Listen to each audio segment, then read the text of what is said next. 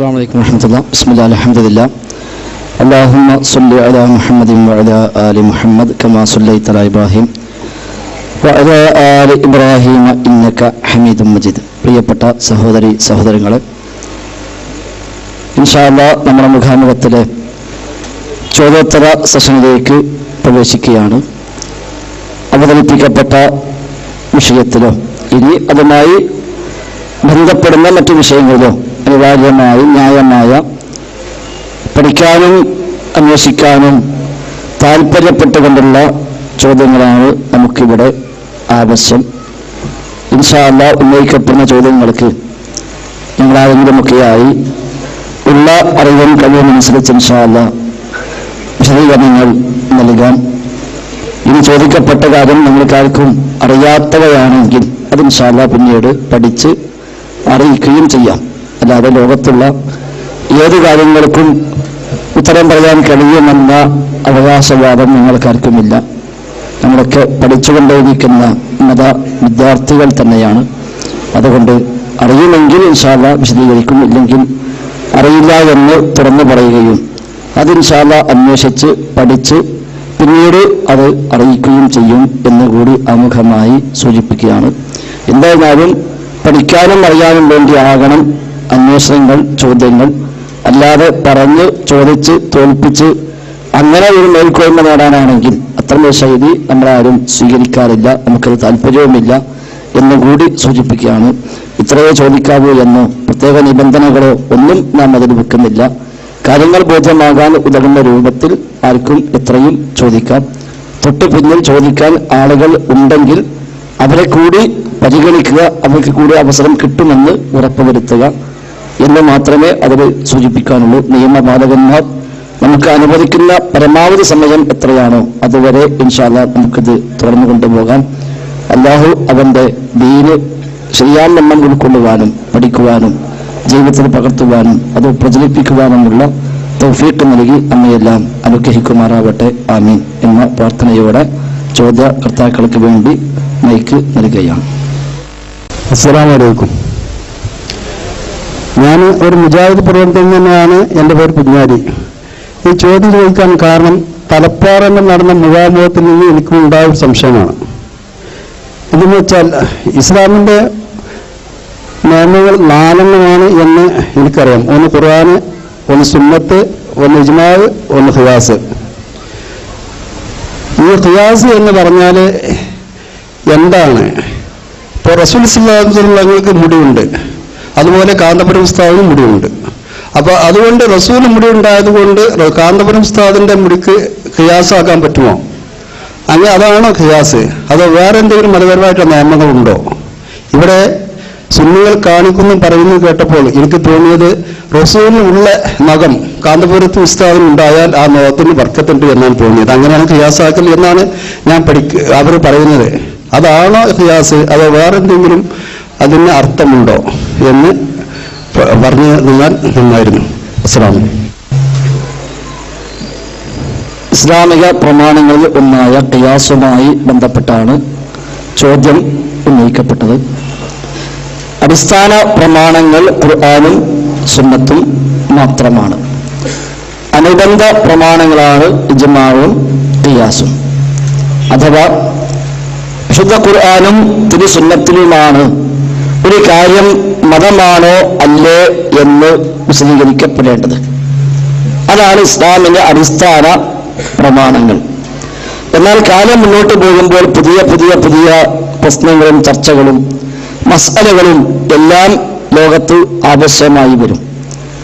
ഒരു പക്ഷേ ഇന്നുണ്ടാകുന്ന ഒരു പ്രശ്നം ഇതേ രൂപത്തിൽ ഖുർആൻ ഇറങ്ങുന്ന കാലത്ത് ഇല്ലാത്തത് കൊണ്ട് അതേ അർത്ഥത്തിൽ ഒരു പക്ഷേ അന്നത് പഠിപ്പിക്കപ്പെട്ടിട്ടുണ്ടാവില്ല. എന്നാൽ അതിൻ്റെയും ഒരു ബേസ് വിശുദ്ധ ഖുർആനും തിരുസുന്നത്തിലും ഉണ്ടാവുകയും ചെയ്യും.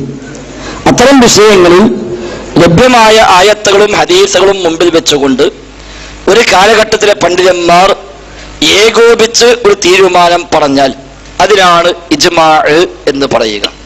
ഒരു കാലഘട്ടത്തിൽ ജീവിക്കുന്ന എല്ലാ പണ്ഡിതന്മാരും ഏകോപിച്ച് ആ വിഷയത്തിന്റെ മതപരമായ നിയമം ഇന്നതാകുന്നു എന്ന് അവർ പ്രഖ്യാപിക്കുന്നു. അതിനാണ് ഇജ്മാഅ്. അതും അവർ കൂടി പറഞ്ഞു എന്നതല്ല അതിന് തെളിവ്. ആ ഇജ്മാഇന് അവർക്ക് അവലംബമുണ്ട്. സമാനമായ ഇന്ന വിഷയങ്ങളൊക്കെ അന്നുണ്ടായിട്ടുണ്ട്, പ്രവാചകർ പഠിപ്പിച്ചിട്ടുണ്ട്, ഇന്ന സംഭവങ്ങൾ വിശുദ്ധ ഖുർആനും തിരുസുന്നത്തും വിശദീകരിച്ചിട്ടുണ്ട്. അതുകൊണ്ട് അതൊക്കെ അടിസ്ഥാനപ്പെടുത്തി ഇതിന്റെ തീരുമാനം, ഇതിന്റെ നിയമം ഇന്നതാകുന്നു എന്നവർ പറയും. അപ്പൊ അവരുടെ അവലംബം അവിടെയും ഖുർആനും സുന്നത്തും തന്നെയാണ്. അതുകൊണ്ടാണ് ഇജ്മാഇന് അനുബന്ധ പ്രമാണം എന്ന് പറയുന്നത്. അടിസ്ഥാന പ്രമാണം അവിടെയും ഖുർആനും സുന്നത്തുമാണ്.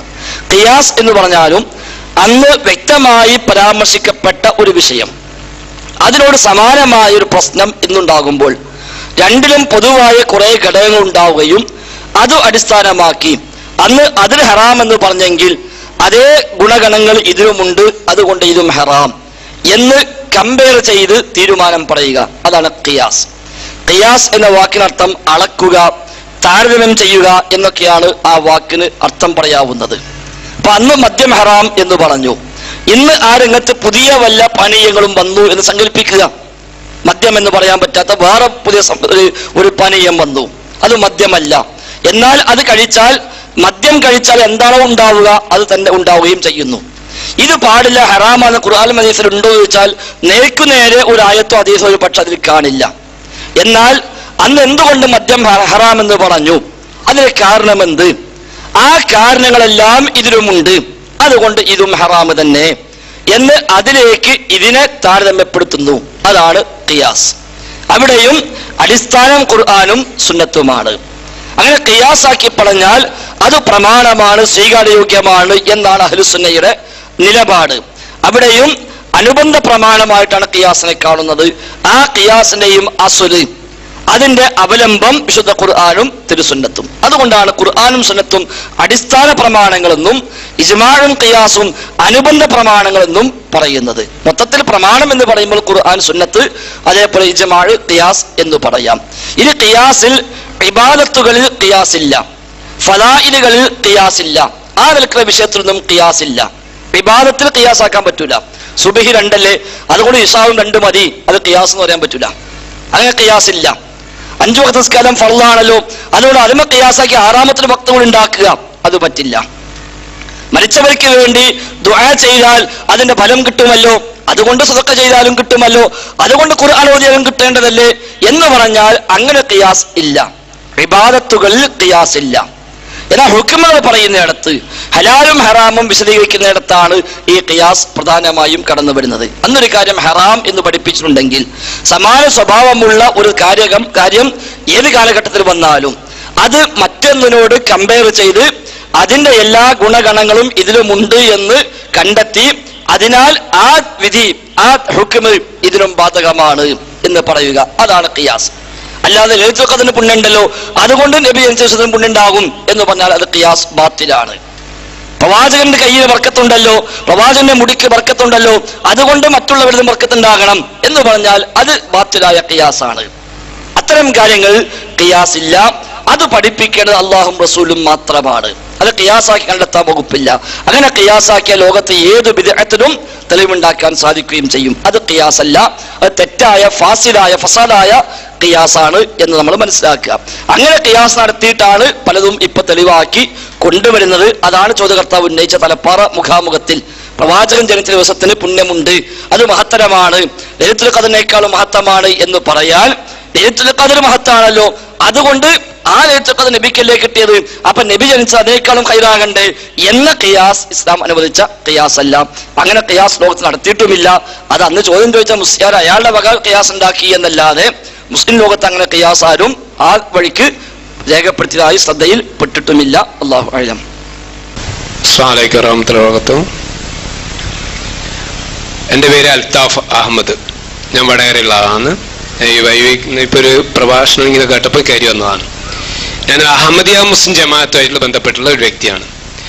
അപ്പോൾ ഞാൻ ചോദ്യം വ്യത്യസ്തമായതുകൊണ്ട് ചിലപ്പോൾ നിങ്ങളുടെ വിഷയമായിട്ട് യാതൊരു ബന്ധമില്ലാത്തൊരു ചോദ്യമാണ്. ഇപ്പം ഇവിടെ പ്രസംഗിച്ച വിഷയവും ഞാൻ പറയുന്ന വിഷയവും ബന്ധങ്ങളുണ്ടാവില്ല. പക്ഷേ അത് ഇന്ന് ലോകത്ത് വളരെ ചർച്ച ചെയ്യപ്പെട്ടുകൊണ്ടിരിക്കുന്ന ഒരു വിഷയമാണ് ഞാൻ ഇവിടെ എടുത്തിരിക്കുന്നത്. ഏറ്റവും വലിയ ഒരു ക്രിസ്തീയ വിഭാഗം വിശ്വസിച്ചിരിക്കുന്ന ഈസാ നബി അലൈഹി സ്വലാത്തു വസ്സലാം രണ്ടാമത് വരുന്ന ഈ ക്രിസ്തീയ വിശ്വാസത്തിന്റെ അടിസ്ഥാനവാദവും ഇന്ന് മുസ്ലിങ്ങളുടെ ഒരു വാദവുമാണ് ഈസാ നബി അലൈഹി സ്വലാത്തു വസ്സലാം രണ്ടാമത് വരുന്നത്. പക്ഷെ വിശുദ്ധ ഖുർആനിൽ ഈസാ നബി അലൈഹി സ്വലാത്തു വസ്സലാം മരിച്ചിരിക്കുന്നു എന്നാണ് തെളിഞ്ഞുകൊണ്ടിരിക്കുന്നത്. അതിന്റെ ആസ്പദമാക്കിയിട്ട് ഞാൻ പറയുന്ന വിശുദ്ധ ഖുർആനിലെ അൽ മാഇദയിലെ 116, 117, 118 ആയത്ത് ആസ്പദമാക്കിയിട്ട്.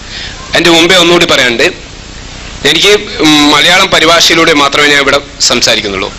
ഖുർആനികപരമായിട്ട് ഡയറക്റ്റ് നോക്കുക, കണ്ണടയൊക്കെ വേണം, അങ്ങനെ അർത്ഥം. പിന്നീട് നിങ്ങൾ തയ്യാറാവുകയാണെങ്കിൽ നമുക്ക് ഇരുപക്ഷത്തിലെ മൗലവിമാരും ഇരുന്നു കൊണ്ട് അത് ചർച്ച ചെയ്യാനുള്ള വേദി ഞാൻ പല പ്രാവശ്യം വളരെ വെച്ചതൊക്കെ നടന്നതിന് അത് നടന്നില്ല. ഇനിയിപ്പോൾ ചോദ്യത്തിലേക്ക് കടക്കുന്ന സൂറത്ത് മാഇദയിൽ ഞാൻ പറഞ്ഞ ആയത്തിന്റെ അടിസ്ഥാനമാക്കിയിട്ട് അള്ളാഹു ഈസാ നബിയോട് പരലോകത്ത് വെച്ച് ചോദിക്കുന്ന ചോദ്യം, അല്ലയോ ഈസ, നീയാണോ നിന്നെയും നിന്റെ മാതാവിനെയും ദൈവവും ദൈവപുത്രനോ ആയി ആരാധിക്കാൻ നീയാണോ ജനങ്ങളോട് ആജ്ഞാപിച്ചത് എന്ന് ചോദിക്കുന്നു. അപ്പോൾ ഈസാ നബി അലൈഹി സ്വലാത്തു വസ്സലാം മറുപടി പറയാണ്, പരലോകത്ത് വെച്ച് ചോദിക്കുന്ന ചോദ്യത്തിന് മറുപടി പറയാൻ, ഞാൻ അവരുടെ ഇടയിൽ ഉണ്ടായിരുന്ന കാലത്തോളം ഞാൻ അവരോട് ആജ്ഞാപിച്ചിട്ടില്ല. എന്റെ ഫലമ തവഫൈത്തിനി എന്ന പദം തന്നെ എന്റെ മരണശേഷം മറ്റുള്ള മുസ്ലിം സംഘടനകളെ അതിനെ വേർപിരിക്കുക, മാറ്റി നിർത്തുക, അങ്ങനെ പല രൂപത്തിലാക്കി മാറ്റിയിരിക്കുന്നത്. പക്ഷെ അഹമ്മദിയ മുസ്ലിം ജമാഅത്തിന്റെ ഇതിൽ അർത്ഥം കൊടുത്തിരിക്കുന്നത് എന്നെ മരിച്ച ശേഷം ഞാൻ അറിയുന്നില്ല, അള്ളാഹുവിനെല്ലാം അറിയാം, അള്ളാഹുവിന്റെ ദാസന്മാരാണ് അവർ, അള്ളാഹുവിനെ ശിക്ഷിക്കുകയോ പുറത്തു കൊടുക്കുകയോ ചെയ്യാം എന്നാണ് പറഞ്ഞത്. ഈ വിശുദ്ധ ഖുർആന്റെ ഈ ആയത്ത് ഇനി രണ്ടാമത് ഈസാ നബി, ഇന്ന് മുസ്ലിം സംഘടനകളുടെ വിശ്വാസപ്രകാരം ഈസാ നബി അലൈഹി സ്വലാത്തു വസ്സലാം രണ്ടാമത് വരികയാണെങ്കിൽ ഈ വിശുദ്ധ ഖുർആന് ഈസാ നബി അലൈഹി സ്വലാത്തു വസ്സലാം എങ്ങനെ ഓതണം? ജീവിച്ചിരിക്കുന്ന സമയത്ത് നിങ്ങൾ വിശ്വാസപ്രകാരം ഈസാ നബി അലൈഹി സ്വലാത്തു വസ്സലാം ലോകത്ത് രണ്ടാമത് വരുമ്പോൾ ഈ വിശുദ്ധ ഖുർആൻ ഇതേപോലെ നിൽക്കുകയും ലോകത്തിന്റെ അവസാനം വരെ ഈ വിശുദ്ധ ഖുർആൻ നിലനിൽക്കുകയും അപ്പൊ ഈസാ നബി അലൈഹി സ്വലാത്തു വസ്സലാം വന്നു കഴിഞ്ഞാൽ ഈ ആയത്ത് എങ്ങനെ ഓതും? അപ്പൊ ആയത്തിന്റെ പ്രസക്തി എന്ത്? ക്രൈസ്തവ ജനതയുടെ ചോദ്യം ഒന്ന് ഇതാണ്, എന്നോട് ചോദിച്ചതാണ്. അതുകൊണ്ട് അതിന്റെ വിശദീകരണം. വിശുദ്ധ ഖുർആൻ സൂറത്ത് മാഇദയിൽ ഈസാ നബി സ്വല്ലല്ലാഹു അലൈഹി വസല്ലമയുമായി ബന്ധപ്പെട്ട് നടത്തിയ ഒരു പരാമർശം, വഇദ് ഖാല അല്ലാഹു യാ ഈസാ ഇബ്നു മറിയം അഅൻത ഖുൽത ലിന്നാസി ഇത്തഖിദൂനി വഉമ്മിയ ഇലാഹൈന മിൻ ദൂനില്ലാഹ് എന്ന് തുടങ്ങുന്ന വചനങ്ങളാണ് സഹോദരൻ ഇവിടെ സൂചിപ്പിച്ചത്. അവിടെ ഫലമ്മാ തവഫൈതനി എന്ന വാക്കിന് ഞാൻ മരിച്ചതിന് ശേഷം എന്ന് അർത്ഥം വെച്ചിടത്താണ് അങ്ങനെ അർത്ഥം വെച്ചവർക്കെല്ലാം അബദ്ധം പറ്റിയത്. അത് യഥാർത്ഥത്തിൽ തെറ്റായ ഒരു അർത്ഥമാകുന്നു. തവഫ എന്ന വാക്കിന് മരിച്ചു എന്ന അർത്ഥമുണ്ട്, പക്ഷെ മരിച്ചു എന്ന് മാത്രമല്ല ആ വാക്കിന് അർത്ഥമുള്ളത്. വിശുദ്ധ ഖുർആൻ തന്നെ അല്ലാത്ത അർത്ഥങ്ങൾ ഉപയോഗിച്ചിട്ടുണ്ട്. ഉദാഹരണമായി അല്ലാഹു യതവഫൽ അൻഫുസ ഹീന മൗതിഹ വല്ലത്തി ലം തമുത് ഫീ മനാമിഹ. അല്ലാഹു യതവഫൽ അൻഫുസ ഹീന മൗതിഹ, അല്ലാഹു തആല മരണസമയത്ത് മനുഷ്യന്റെ ആത്മാവുകളെ തവഫ യതവഫ എന്നവിടെ വാക്ക്, ഹീന മൗതിഹ മൗത്തിന്റെ സമയത്ത് അല്ലാഹു യതവഫ, വല്ലത്തി ലം തമുത് ഫീ മനാമിഹ അല്ലാത്തവയെ ഉറക്കത്തിൽ യതവഫ എന്നും പറയുന്നു. അപ്പൊ അവിടെ മരിപ്പിക്കുക എന്നാണെങ്കിൽ രാത്രി ഉറങ്ങിക്കിടക്കുമ്പോൾ നമ്മളൊക്കെ മരിച്ചു എന്ന് പറയേണ്ടി വരും. അത് ഞാനോ താങ്കളോ പറയാറില്ല. അപ്പോൾ തവഫ എന്ന വാക്കിന് പല അർത്ഥങ്ങൾ അറബി ഭാഷയിലുണ്ട്. ഓരോ വാക്കിനും ധാരാളം അർത്ഥങ്ങൾ ഉണ്ടാകും. എല്ലാ വാക്കിനും ഒറ്റ അർത്ഥമേ ഉണ്ടാകാവൂ എന്ന് നമ്മൾ വാശി പിടിക്കുന്നതിന് നിർവാഹമില്ല. അപ്പൊ വിശുദ്ധ ഖുർആനിൽ ആ പറഞ്ഞ ആയത്ത് ഈസാ നബി സല്ലല്ലാഹു അലൈഹി വസല്ലം ഇറങ്ങി വരുന്ന കാലത്തും അങ്ങനെ തന്നെ ഓതാം. അതിന് മുസ്ലിം ലോകം ഐക്യകണ്ഠേന വെച്ച അർത്ഥം വെക്കുകയാണെങ്കിൽ, താങ്കൾ മനസ്സിലാക്കിയ അർത്ഥം വെക്കുകയാണെങ്കിൽ താങ്കൾ പറഞ്ഞ ആ ചോദ്യത്തിന് ഉത്തരം ഇല്ലാതെ കൊടുക്കുകയും ചെയ്യും. അപ്പൊ അർത്ഥം മാറ്റിയപ്പോഴാണ് ആ ചോദ്യത്തിന് മുമ്പിൽ പകച്ചു നിൽക്കേണ്ടി വന്നത്. ശരിയായ അർത്ഥം പറഞ്ഞാൽ ആ ചോദ്യത്തിന് പ്രശ്നമില്ല. ഈസാ നബി അവർക്കിടെ ജീവിച്ച കാലത്ത് അദ്ദേഹം അത് സാക്ഷിയാണ്, അത് കഴിഞ്ഞ കാലത്തും സാക്ഷിയാണ്. ഇനി ഇറങ്ങി വന്ന് 7 കൊല്ലം ഇവിടെ ജീവിക്കുമെന്ന് ഹദീസിൽ പഠിപ്പിക്കപ്പെടുന്നു. അന്നും അദ്ദേഹം സാക്ഷിയാണ്. വകുന്തു അലൈഹിം ഷഹീദൻ മാ ദുംതു ഫീഹിം, ഞാൻ അവരിൽ ഉണ്ടായിരുന്ന കാലത്തോളം ഞാൻ അതിന് സാക്ഷിയാണ്. അന്ന് ഈസാ നബി സല്ലല്ലാഹു അലൈഹി വസല്ലം ജീവിച്ച ആ കാലഘട്ടങ്ങൾ അന്നും സാക്ഷിയാണ്.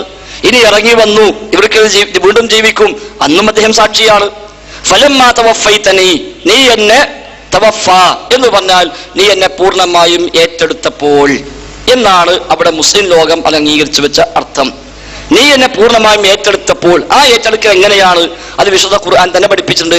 വമാ ഖതലൂഹു വമാ സ്വലബൂഹു ബർ റഫഅഹു അല്ലാഹു ഇലൈഹി എന്ന് ഖുർആൻ തന്നെ പരിചയപ്പെടുത്തിയിട്ടുണ്ട്. അവിടെ അദ്ദേഹത്തെ കൊന്നിട്ടില്ല, അവിടെ അദ്ദേഹത്തെ ക്രൂശിച്ചിട്ടില്ല. ബർ റഫഅഹു അല്ലാഹു ഇലൈഹി, അല്ലാഹു അദ്ദേഹത്തെ തന്നിലേക്ക് ഉയർത്തി എന്ന് പറഞ്ഞിട്ടുണ്ട്. അല്ലാഹു ഈസാ നബിയെ തന്നിലേക്ക് ഉയർത്തി എന്ന് ഖുർആൻ പറയുന്നു. ഇനി വഇന്നഹു ഇൽമുൽ ലിസ്സാഅ എന്ന് ഖുർആൻ തന്നെ ശേഷം സൂചിപ്പിക്കുന്നുമുണ്ട്. സാഅത്തിന്റെ അന്ത്യനാളിന്റെ ഒരു അടയാളമാകുന്നു അദ്ദേഹം എന്ന് വിശുദ്ധ ഖുർആൻ സൂചിപ്പിക്കുന്നുമുണ്ട്. അപ്പൊ വിശുദ്ധ ഖുർആനിനെ ശരിയായ റൂട്ടിൽ സമീപിച്ചാൽ അവിടെയാണ് മുസ്ലിം ലോകം അംഗീകരിച്ച മൻഹജുസ് സലഫ് പ്രസക്തമാകുന്നത്. ഒരു ആയത്ത് അള്ളാഹുവിന്റെ റസൂലിനാണല്ലോ ഇറങ്ങിയത്. സൂറത്ത് മാഇദയിലെ ഈ വചനവും എനിക്കോ താങ്കൾക്കോ ഇപ്പൊ ജീവിക്കുന്ന ആളുകൾക്കോ അല്ല ആദ്യമായി അള്ളാഹു ഇറക്കിയത്, അത് പ്രവാചകൻ സ്വല്ലല്ലാഹു അലൈഹി വസല്ലം തങ്ങൾക്കാണ്. അതുകൊണ്ട് നബിതങ്ങൾക്കാണ് ആ ആയത്ത് ഏറ്റവും കൃത്യമായി മനസ്സിലായിട്ടുള്ളത് എന്ന കാര്യത്തിൽ സംശയിക്കാൻ വകുപ്പില്ല. ആ നബിയുടെ കൂടെ ജീവിച്ച സ്വഹാബിമാരാണ് നബിയിൽ നിന്ന് ആദ്യമായി അത് കേൾക്കുന്നത്. അവരിൽ നിന്നാണ് പിന്നീട് കൈമാറിയിട്ട് 50ഓളം തലമുറകൾ കൈമാറിയിട്ടാണ് നമ്മിലേക്ക് ഈ വചനങ്ങൾ എത്തുന്നത്. അതുകൊണ്ട് പ്രവാചകൻ ഇതിനെങ്ങനെ മനസ്സിലാക്കി, പ്രവാചകനെ കൂടെ ജീവിച്ച സ്വഹാബിമാർ എങ്ങനെ മനസ്സിലാക്കി, ആ സ്വഹാബത്തിൽ നിന്ന് ഇത് കേട്ടു പഠിച്ച താബിഉകൾ എങ്ങനെ മനസ്സിലാക്കി എന്നത് പ്രധാനം തന്നെയാണ്. സാധാരണ ഉദാഹരണം പറയാറുണ്ട്. കുട്ടി സ്കൂൾ വിട്ട് വീട്ടിലേക്ക് കരഞ്ഞുകൊണ്ട് വന്നു. അപ്പൊ പിതാവ് കാരണം അന്വേഷിച്ചു, എന്താണ് കരയാനുള്ളത് കാരണം. കുട്ടി പറഞ്ഞു, അധ്യാപകൻ എന്നെ പട്ടിക കൊണ്ടടിച്ചു. അത് വാപ്പ കുറച്ച് ദേഷ്യം പിടിച്ചു. എന്താ ഇപ്പൊ 1ാം ക്ലാസ്സിലെ കുട്ടിയെ പട്ടിക കൊണ്ട് അടിച്ചു പറഞ്ഞിട്ടുണ്ടെങ്കിൽ അത് കുറച്ച് അധികമാണല്ലോ. ദേഷ്യപ്പെട്ട് പിതാവ് നേരെ സ്കൂളിലേക്ക് ഓടി. അങ്ങനെ ഓടി, എന്താ പ്രശ്നം, ഒന്നല്ല, എൻ്റെ മോനെ പട്ടിക കൊണ്ട് അടിച്ചിട്ടുണ്ട്, അത് വിടാൻ പറ്റൂല. പോകുന്ന വഴിക്കാണ് കൂടെ പഠിക്കുന്ന സഹപാഠികളായ കുട്ടികളെ കണ്ടപ്പോ എന്താണ് ഇക്കത്ര ദേഷ്യപ്പെട്ടു പോണു. അദ്ദേഹം കാരണം പറഞ്ഞു. അപ്പൊ ഒപ്പമുള്ള കുട്ടികൾ പറഞ്ഞു, ഉപ്പ അത് നിങ്ങൾ വിചാരിച്ച പട്ടികയല്ല, ഹാജർ പട്ടികയാണ്. ഹാജർ പട്ടിക കൊണ്ടാണ് അടിച്ചത്. അപ്പൊ ആകെ രേഖപ്പെടുത്തി എന്താണ്, അധ്യാപകൻ വിദ്യാർത്ഥിയെ പട്ടിക കൊണ്ടടിച്ചു. ഇത് കണ്ട് കേട്ട് നേർക്ക് നേരെ ബോധ്യപ്പെട്ടവരാണ് ഏറ്റവും അധികം അറിയുക. അത് രേഖപ്പെടുത്തി 1000 കൊല്ലം കഴിഞ്ഞ് ഒരുത്തം വായിക്കുമ്പോൾ അയാൾക്ക് തോന്നും, ആ അധ്യാപകൻ വല്ലാത്ത ക്രൂരൻ തന്നെ, പട്ടിക കൊണ്ട് അടിച്ചു തന്നെ എഴുതിച്ചത് എന്ന് അയാൾ മനസ്സിലാക്കിയത് അയാളുടെ അബദ്ധം എന്നല്ലാതെ ആ അബദ്ധത്തിൽ ചാടാതിരിക്കാനാണ് ഈ വചനം ഇറങ്ങിയപ്പോൾ നേർക്ക് നേരെ സാക്ഷ്യം വഹിച്ചവരാര്, ആ രംഗം കണ്ടവരാര്, അത് നേർക്ക് നേരെ കേട്ടവരാര്, ആ കേട്ടവരും കണ്ടവരും എങ്ങനെയാണ് ആ വചനത്തെ മനസ്സിലാക്കിയത് എന്ന് നോക്കിയാൽ തെറ്റുപറ്റാനുള്ള സാധ്യതകൾ അവിടെ ഇല്ലാതാകും. അത് കൃത്യമായി രേഖപ്പെടുത്തപ്പെട്ടു. അവരുടെ ഫഹ്മ്, അവരുടെ ഗ്രാഹ്യത കൃത്യമായി രേഖപ്പെടുത്തിയിട്ടുണ്ട്. അന്ന് മുതൽ ഇന്ന് വരെ മുസ്ലിം ലോകം അത് കൈമാറി വന്നിട്ടുണ്ട്. അത് ഗ്രന്ഥങ്ങളിൽ രേഖപ്പെടുത്തിയിട്ടുണ്ട്. അതുകൊണ്ട് തന്നെ ഈ വചനത്തിന് മുസ്ലിം ലോകം ഐക്യകണ്ഠന സ്വീകരിച്ചു പോകുന്ന പ്രാമാണികരായ ഖുർആനിന്റെ വ്യാഖ്യാതാക്കൾ, ഖുർആൻ പണ്ഡിതന്മാർ, നമ്മെക്കാളേറെ അറബി ഭാഷ അറിയുന്ന, അറബി നാട്ടിൽ ജീവിച്ച, അറബി ഭാഷയുടെ എല്ലാ അർത്ഥത്തിലും അതിൽ പ്രാവീണ്യമുള്ള സ്വഹാബിമാരും താബികളും തബഴ് താബികളും മുതൽ ഇങ്ങോട്ട് ഇതുവരെയുള്ള 1400 കൊല്ലക്കാലത്തിനിടയിൽ മുസ്ലിം ലോകത്ത് ഈ വചനങ്ങൾ പഠിപ്പിച്ച, വിശദീകരിച്ച ഏതെങ്കിലും ഒരു പണ്ഡിതൻ ഈ ആയത്തിനെ താങ്കൾ ഇപ്പോൾ മനസ്സിലാക്കിയ അർത്ഥത്തിൽ രേഖപ്പെടുത്തിയിട്ടില്ല. അതുകൊണ്ട് അതിനപ്പുറത്ത് ഈ വാക്കിന് അർത്ഥമുണ്ടല്ലോ എന്ന് വിചാരിച്ച് നമ്മൾ അർത്ഥം വെക്കുന്നുവെങ്കിൽ അത് നമ്മുടെ ഒരു അബദ്ധമായി തിരിച്ചറിയുന്നിടത്താണ് യഥാർത്ഥത്തിൽ നമ്മുടെ വിനയം ഉൾക്കൊള്ളുന്നത്. അല്ലാതെ 1400 കൊല്ലം ഇത് കൈമാറി വന്ന എല്ലാവർക്കും ആ അർത്ഥം മനസ്സിലായില്ല എന്നും ഇപ്പോൾ അഹമ്മദിയാക്കൾക്കാണ് തിരിച്ചറിയാൻ കഴിഞ്ഞത് എന്നും വിചാരിക്കുന്നുവെങ്കിൽ അത് അല്പം ഗൗരവമാണ് എന്ന് കൂടി സ്നേഹബുദ്ധിയ ഉണർത്തുകയാണ്. അനുബന്ധമായി വല്ല ചേർക്കാനുണ്ടെങ്കിൽ മാലിക് സലഫി ചേർക്കും, അല്ലെങ്കിൽ താങ്കൾക്ക് ചോദിക്കാം. അസ്സലാമു അലൈക്കും വറഹ്മത്തുള്ളാഹി. ഇവിടെ സുഹൃത്തിൻ്റെ ചോദ്യം, ഈസാ നബി അലൈഹി സ്വലാത്തു വസ്സലാം അന്ത്യനാളിനോടനുബന്ധിച്ച് തിരിച്ചു വരും എന്ന് മുസ്ലിമീങ്ങളായ ആളുകൾ വിശ്വസിക്കുന്നു. അങ്ങനെ വിശ്വസിച്ചാൽ സൂറത്ത് മാഇദയിലെ അവസാനത്തെ ആയത്ത് അർത്ഥം ശരിയാകുമോ എന്നതാണ് സംശയം. യഥാർത്ഥത്തിൽ 2-3 കാര്യങ്ങൾ ഇവിടെ ഫൈസൽ മൂലി വിശദീകരിച്ചു. അതിനോടനുബന്ധമായി നമ്മൾ മനസ്സിലാക്കേണ്ട ചില കാര്യങ്ങളുണ്ട്. ഈസാ നബി അലൈഹി സ്വലാത്തു വസ്സലാം അന്ത്യനാളിനോടനുബന്ധിച്ച് തിരിച്ചു വരും എന്നുള്ളത് വിശുദ്ധ ഖുർആനിൽ തന്നെ അള്ളാഹ് സൂചിപ്പിച്ച കാര്യമാണ്. സൂറത്ത് സുഖ്റുഫിലെ 61-ാമത്തെ ആയത്ത്, സുഹൃത്ത് പോയി വിശുദ്ധ ഖുർആൻ പരിശോധിക്കണം, സത്യം മനസ്സിലാക്കലാണ് ഉദ്ദേശമെങ്കിൽ വിശുദ്ധ ഖുർആനിൽ അള്ളാഹ് പറഞ്ഞു, ഈസാ നബിയെ സംബന്ധിച്ചാണ് അള്ളാഹ് പറയുന്നത്, വഇന്നഹു ലഇൽമുൻ ലിസ്സാഅ. ഈസാ നബി അലൈഹി സ്വലാത്തു വസ്സലാം അന്ത്യനാളിന്റെ അടയാളമാണ്. ശുദ്ധ ഖുർആൻ സൂറത്ത് സുഹ്റുഫിലെ 61-ാമത്തെ ആയത്ത്. ഒരു പ്രവാചകൻ അന്ത്യനാളിന്റെ അടയാളമാകണമെങ്കിൽ നമുക്കറിയാം, പ്രവാചകൻ ഈസാ നബിയിലൂടെ പ്രവാചകത്വം ആ ശൃംഖല പൂർത്തീകരിക്കപ്പെട്ടിട്ടില്ല. ഈസാ നബി അലൈഹി സ്വലാത്തു വസ്സലാം പ്രവാചകന്റെ സന്തോഷ വാർത്ത അറിയിച്ചുകൊണ്ട് അഹമ്മദ്, എനിക്ക് ശേഷം അഹമ്മദ് എന്ന് പറയുന്ന പ്രവാചകൻ വരാനുണ്ട് എന്ന സന്തോഷ വാർത്ത അറിയിച്ചിട്ടാണ് ഈസാ നബി കടന്നു പോയിട്ടുള്ളത്. ആ ഈസാ നബിയെ സംബന്ധിച്ച് ഈസാ നബി അലൈഹി സ്വലാത്തു വസ്സലാം അന്ത്യനാളിന്റെ അടയാളമാണെന്ന് പറയുമ്പോൾ തീർച്ചയായും റസൂലുള്ളാഹി സ്വല്ലല്ലാഹു അലൈഹി വസല്ലമക്ക് ശേഷം ഈസാ നബി വരും എന്ന് തന്നെയാണ് ഇതിൽ നിന്ന് മനസ്സിലാകുന്നത്. ഇങ്ങനെ വന്നാൽ സൂറത്തു മാഇദയിലെ അവസാന ഭാഗത്തുള്ള ആയത്തുകൾ എന്തർത്ഥം പറയും? ഇവിടെ നമ്മൾ മനസ്സിലാക്കേണ്ട ചില കാര്യമുണ്ട്. സുഹൃത്തിനെ പോലെയുള്ള അല്ലെങ്കിൽ സുഹൃത്തിനെ തെറ്റിദ്ധരിപ്പിച്ചിട്ടുള്ള ചില ആളുകൾ, അല്ലെങ്കിൽ ഹദീസ് നിഷേധിക്കുന്ന ആളുകൾ, സാധാരണ ആളുകൾക്കിടയിൽ ഉന്നയിക്കുന്ന ഒരു ആളുകളെ വസ്വാസിലാക്കാൻ പറ്റിയ ഒരു ആയത്താണിത്. അല്ലാഹു സുബ്ഹാനഹു വ തആല ഈസാ നബിയോട് പരലോകത്ത് വെച്ചുകൊണ്ട് ചോദിക്കുകയാണ്, അഊദു ബില്ലാഹി മിനശ് ശൈത്വാനിർ റജീം, വഇദ് ഖാല അല്ലാഹു യാ ഈസാ ഇബ്ന മറിയം അഅൻത ഖുൽത ലിന്നാസി ഇത്തഖിദൂനി വഉമ്മി ഇലാഹൈനി മിൻ ദൂനില്ലാഹ് ഖാല സുബ്ഹാനക മാ യകൂനു ലി അൻ അഖൂല മാ ലൈസ ലി ബിഹഖ്ഖിൻ ഇൻ കുൻതു ഖുൽതുഹു ഫഖദ് അലിംതഹു തഅലമു മാ ഫീ നഫ്സി വലാ അഅലമു മാ ഫീ നഫ്സിക ഇന്നക അൻത അല്ലാമുൽ ഗുയൂബ് എന്ന് പറഞ്ഞിട്ട് അവസാനം അടുത്ത ആയത്തിൽ പറയുന്നു, ഫലമ്മ വകുന്തു അലൈഹിം ഷഹീദൻ മാ ദുംതു ഫീഹിം ഫലമ്മ തവഫൈതനി കുന്ത അൻത റഖീബ അലൈഹിം വഅൻത അലാ കുല്ലി ഷൈഇൻ ഷഹീദ്. ഇവിടെ സ്വാഭാവികമായി കൊണ്ടും ഉണ്ടാകുന്ന സംശയം, ഈസാ നബി തിരിച്ചു വരികയാണെങ്കിൽ ഈസാ നബിയെ ആരാധിക്കുന്ന വിവരം ഈസാ നബി അറിയുമല്ലോ, അപ്പോൾ ഈസാ നബിയുടെ മറുപടി തെറ്റാകുകയില്ലേ എന്നതാണ്. എന്നാൽ ഇവിടെ നമ്മൾ ശരിക്കും മനസ്സിലാക്കുക, ഈസാ നബിയോട് അല്ലാഹ് ചോദിക്കുന്നത് എന്താ? അലിംത യാ ഈസ എന്നല്ല. വഇദ് ഖാല അല്ലാഹു യാ ഈസ ഇബ്ന മറിയം, അല്ലാഹു സുബ്ഹാനഹു വ തആല ഈസാ നബിയോട് ചോദിക്കുന്ന, ഈസ നിന്നെയും നിന്റെ മാതാവിനെയും ഇലാഹാക്കിയ വിവരം നീ അറിഞ്ഞിട്ടുണ്ടോ എന്നല്ല. നേരെ മറിച്ച് അല്ലാഹ് ചോദിക്കുന്നത്, അഅൻത ഖുൽത ലിന്നാസ്, എന്നെയും താങ്കളെയും താങ്കളുടെ ഉമ്മയെയും ഇലാഹാക്കുവാൻ നിങ്ങൾ പറഞ്ഞിട്ടുണ്ടോ എന്ന. നിങ്ങൾ അറിഞ്ഞിട്ടുണ്ടോ എന്നാക്കി മാറ്റിയാൽ നിങ്ങൾ പറയുന്ന അർത്ഥം ശരിയാകും. പക്ഷെ അല്ലാഹ് പറഞ്ഞത് അതല്ല. അഅൻത ഖുൽത ലിന്നാസ്, ഈസാ നബിയെ താങ്കൾ പറഞ്ഞിട്ടുണ്ടോ എന്ന. ഈസാ നബി അറിഞ്ഞിട്ടുണ്ടോ എന്നുള്ള ചോദിക്കുന്നില്ല. ആ ചോദ്യം വന്നു കഴിഞ്ഞാലാണ് നിങ്ങളുടെ സംശയം ശരിയാവുക. പക്ഷെ അല്ലാഹ് പറഞ്ഞത് എന്താ? അൻത ഖുൽത ലിന്നാസ്. ആ ചോദ്യത്തിനാണ് ഈസാ നബി പറഞ്ഞത് എന്ത്? മാ ഖാല സുബ്ഹാനക മാ യകൂനു ലി അൻ അഖൂല മാ ലൈസ ലി ബിഹഖ്ഖിൻ. അല്ലാഹ് നിനക്കറിയാലോ, എനിക്ക് അവകാശമില്ലാത്തൊരു കാര്യം ഞാൻ അറിയൂല എന്നല്ല, ഞാൻ പറഞ്ഞിട്ടില്ല. അപ്പൊ ഇനി അവിടെ തവഫൈത്തിന് അർത്ഥം വെച്ചാൽ മരിപ്പിച്ചു എന്ന് അർത്ഥം വെച്ചോളൂ, നിങ്ങൾ സാങ്കല്പിക അർത്ഥം വെച്ചാലും എന്നാലും ശരിയാകും. ഈസാ നബി മരിച്ചു കഴിഞ്ഞാലും ശരി, ഈസാ നബി പറഞ്ഞിട്ടില്ലല്ലോ. ഈസാ നബിയെയും ഈസാ നബിയുടെ മാതാവിനെയും ഇലാഹാക്കി സ്വീകരിക്കുവാൻ ഈസാ നബി ജീവിച്ചിരിക്കുമ്പോഴും പറഞ്ഞിട്ടില്ല, പിന്നെ ആകാശത്തേക്ക് ഉയർത്തപ്പെട്ടതിന് ശേഷം പറഞ്ഞിട്ടില്ല, ഇനി ഭൂമിയിലേക്ക് തിരിച്ചു വന്നൊരു ശേഷവും പറഞ്ഞിട്ടില്ല. അപ്പൊ അൻത ഖുൽത ലിന്നാസ് എന്നതിന് അലിംത, നിങ്ങൾ അറിഞ്ഞിട്ടുണ്ടോ എന്ന അർത്ഥം മാറ്റി പറയുകയാണ് ഖാദിയാനി സുഹൃത്തുക്കൾ ചെയ്യാറുള്ളത്. ഹദീസ് നിഷേധികളും അങ്ങനെ തന്നെയാണ് ചെയ്യാറുള്ളത്. എന്തിനാണ് സഹോദരങ്ങളെ ഇവിടെ സാന്ദർഭികമായ ഒരു കാര്യം കൂടി, അതായത് സംശയം ചോദിച്ചല്ലോ, എന്തിനാണ് ഇവർ ഈസാ നബിയെ മരിപ്പിക്കുന്നത്? ഈസാ നബി ഖാദിയാനി സുഹൃത്തുക്കൾ എവിടെ ചോദ്യം ചോദിച്ചാലും, മുഖാമുഖങ്ങളിലാണെങ്കിലും അല്ലാത്തതാണെങ്കിലും എവിടെ ചോദ്യം ചോദിച്ചാലും അവർക്ക് ആദ്യം ചോദിക്കാണ്ട് ഈസാ നബി ജീവിച്ചിരിക്കുന്നുണ്ടോ മരിച്ചിട്ടുണ്ടോ.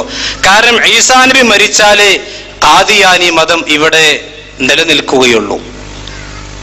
പക്ഷേ ഈസാ നബി അലൈഹി സ്വലാത്തു വസ്സലാം ഇപ്പോൾ ജീവിച്ചിരിക്കുന്നു, അതുകൊണ്ട് തന്നെ ഖാദിയാനി മതത്തിന് നിലനിൽപ്പുണ്ടാവുകയില്ല. ഈസാ നബി അലൈഹി സ്വലാത്തു വസ്സലാം മരിച്ചിട്ടില്ല എന്നതിന് വിശുദ്ധ ഖുർആനിൽ ഒരുപാട് ആയത്തുകൾ നമുക്ക് ഫൈസലിനോട് ഉദ്ധരിച്ചു. അല്ലാഹു സുബ്ഹാനഹു വ തആല അദ്ദേഹത്തെ അല്ലാഹുവിലേക്ക് ഉയർത്തിയിരിക്കുകയാണ്. പിന്നെ ആ ഈസാ നബി മരിച്ചു. അപ്പൊ ഈസാ നബിയുടെ പേരിൽ ഒരു മസീഹ അല്ലെങ്കിൽ വാഗ്ദത്ത മസീഹാണെന്ന് പറഞ്ഞുകൊണ്ട് ഖാദിയാനിക്ക് രംഗത്ത് വരേണ്ടതുണ്ട്. ഇനി മാത്രമല്ല സഹോദരങ്ങളെ, ഇവിടെ സാന്ദർഭികമായ ഒരു കാര്യം കൂടി പറയട്ടെ. യഥാർത്ഥത്തിൽ എൻ്റെ സുഹൃത്ത് ചോദ്യം ചോദിച്ച അദ്ദേഹം റസൂലുള്ളാഹി സ്വല്ലല്ലാഹു അലൈഹി വസല്ലമക്ക് ശേഷം ഇനിയും ഒരു ഉള്ള പ്രവാചകനാണ് മിർസ ഗുലാം അഹമ്മദ് ഖാദിയാനി എന്ന് വിശ്വസിക്കുന്നവരാണല്ലോ. അതാണല്ലോ അഹമ്മദിയ മുസ്ലിം എന്ന് പറയുന്നത്. യഥാർത്ഥത്തിൽ ഇസ്ലാമിക പ്രമാണങ്ങൾ പരിശോധിച്ചാൽ, വിശുദ്ധ ഖുർആനിലെയും പ്രവാചകന്റെ ഹദീസുകളും പരിശോധിച്ചാൽ, പ്രവാചകന് ശേഷം ഇനി ഒരു പ്രവാചകൻ വരാനില്ല എന്ന് കൃത്യമായി പ്രവാചകന്റെ ഹദീസുകളിലൂടെയും അല്ലാതെയും നമുക്ക് കൃത്യമായി മനസ്സിലാക്കാൻ കഴിയുന്ന യാഥാർത്ഥ്യമാണ്. വിശുദ്ധ ഖുർആനിൽ ഒരുപാട് ആയത്തുകൾ കാണാം. സൂറത്ത് ഹസാബിലെ ആയത്തിൽ കാണാം വമാ മുഹമ്മദുൻ ഇല്ലാ റസൂലുൻ ഖദ്. വിശുദ്ധ ഖുർആനിൽ മാ കാന മുഹമ്മദുൻ അബാ അഹദിൻ മിൻ റിജാലിക്കും വലാകിൻ റസൂലുള്ളാഹി വഖാതമൻ നബിയ്യീൻ. പ്രവാചകന്മാരിൽ അന്തിമനാണ് റസൂലുള്ളാഹി സ്വല്ലല്ലാഹു അലൈഹി വസല്ലം. അപ്പോൾ ഖാത്തം എന്ന് പറഞ്ഞാൽ സീല് വെച്ചവൻ എന്ന അർത്ഥമില്ലേ? അപ്പൊ പ്രവാചക സീല് വെച്ചു എന്ന അർത്ഥമുള്ളൂ. അവസാനത്തെ പ്രവാചകനാണ് എന്ന് എങ്ങനെയാണ് അതിൽ കിട്ടുക? അത് പ്രവാചകൻ വിശദീകരിച്ചു, ലാ നബിയ ബഅദി, എനിക്ക് ശേഷം നബിയില്ല. അപ്പൊ അതിനും ദുർവ്യാഖ്യാനമുണ്ട്. ലാ എന്ന് പറഞ്ഞ എനിക്ക് ശേഷം ലാ എന്ന നബിയുണ്ട്. ഇസ്മി ഫിസ് സമാ ലാ, എന്റെ ആകാശത്തുള്ള പേര് ലാ എന്നാണ്, ആ പ്രവാചകനാണ് ഞാൻ. എന്നാൽ ഒരു ദുർവ്യാഖ്യാനത്തിനും പഴുതില്ലാത്ത ഒരു ഹദീസ് കേട്ടോളൂ. ഇമാം മുസ്ലിം ഉദ്ധരിക്കുന്ന ഹദീസാണ്. അബ്ദുല്ലാഹി ഇബ്നു മസ്ഊദ് റളിയല്ലാഹു അൻഹു പറയുകയാണ്, ഖാല നബി സല്ലല്ലാഹു അലൈഹി വസല്ലം മസലി വമസലുൽ അംബിയാഇ കറജുലിൻ ബനാ ദാറൻ. എന്റെയും മുമ്പ് കഴിഞ്ഞുപോയ പ്രവാചകന്മാരുടെയും ഉദാഹരണം ഒരു മനുഷ്യൻ ഒരു കെട്ടിടം ഉണ്ടാക്കിയവനെ പോലെയാണ്. ഫഅക്മലഹാ വഅഹ്സനഹാ ഇല്ലാ മൗദിഅ ലബിന. അയാൾ ആ കെട്ടിടം വളരെ ഭംഗിയായി നിർവഹിച്ചു, നല്ല പൂർണ്ണമായി കൊണ്ടും അയാൾ ആ കെട്ടിടം നിർമ്മിച്ചു. ഇല്ലാ മൗദിഅ ലബിന, ഒരു ഇഷ്ടികയുടെ സ്ഥാനം മാത്രം അയാൾ ഒഴിച്ചിട്ടു. ഫജഅല الناس يدخلونها ويتعجبون. ആ വീട്ടിലേക്ക് ആളുകൾ പ്രവേശിച്ചു. അവർ അത്ഭുതത്തോടുകൂടി അവർ പറഞ്ഞു, യഖൂലൂന ലൗലാ മൗദിഉൽ ലബിന, ഈ ഒരു ഇഷ്ടിക കൂടി അവിടെ പൂർത്തീകരിക്കപ്പെട്ടിരുന്നെങ്കിൽ എത്ര നന്നായിരുന്നു. എന്നിട്ട് പ്രവാചകൻ സല്ലല്ലാഹു അലൈഹി വസല്ലം പറഞ്ഞു, ഞാനാണ് ആ ഇഷ്ടിക. ആ പ്രവാചകത്വത്തിന്റെ വീട് അവസാനത്തെ പ്രവാചകനായ റസൂലുള്ളാഹി സ്വല്ലല്ലാഹു അലൈഹി വസല്ലമയിലൂടെ പൂർത്തീകരിക്കപ്പെട്ടു. ഇതിന് ഒരു ദുർവ്യാഖ്യാനത്തിനും പഴുതില്ലാത്ത വിധം, അഥവാ ഖാദിയാനി ഈ മതത്തിന്റെ അഹമ്മദിയ മതം അല്ലെങ്കിൽ അഹമ്മദിയ മതത്തിന്റെ അടിവേരറുക്കുന്ന ഹദീസാകുന്നു ഇത്. സഹോദരൻ ഈ ഹദീസ് ശ്രദ്ധിച്ചിട്ടുണ്ടെന്ന് അറിയില്ല. ഏതായിരുന്നാലും സൂറത്തു മാഇദയിലെ അവസാനത്തെ ആയത്ത് ഒരിക്കലും ഈസാ നബി തിരിച്ചു വരുന്നു എന്ന വിശ്വാസത്തിന്, ഖുർആനും സുന്നത്തും പഠിപ്പിച്ച വിശ്വാസത്തിന് എതിരല്ല എന്നതാണ് സൂചിപ്പിക്കാനുള്ളത്.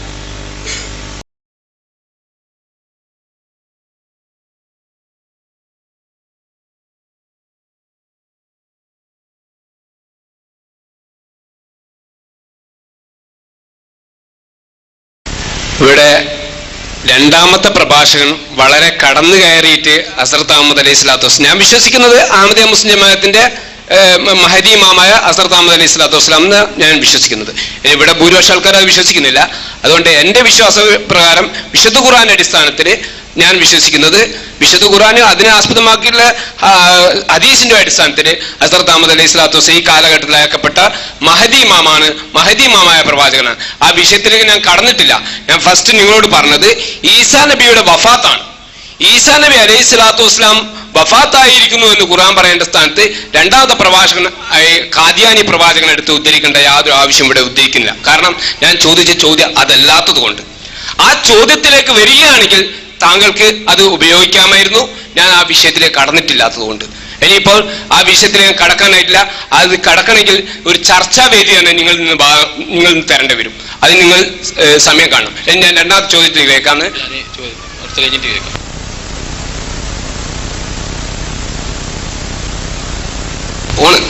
ഞാനിവിടെ സമയമില്ലാത്തത് കൊണ്ട് ഞാൻ ഈ ചോദ്യത്തിന് പിൻവലിക്കുകയാണ്. ഇൻഷാ അല്ലാഹ് സത്യം മനസ്സിലാക്കാൻ ആര് തയ്യാറുണ്ടോ, വിശുദ്ധ ഖുർആനിൽ ഒരുപാട് ആയത്തുകൾ റസൂൽ സല്ലല്ലാഹു അലൈഹി വസല്ലം പ്രവാചകൻ വരുന്നതാണ്.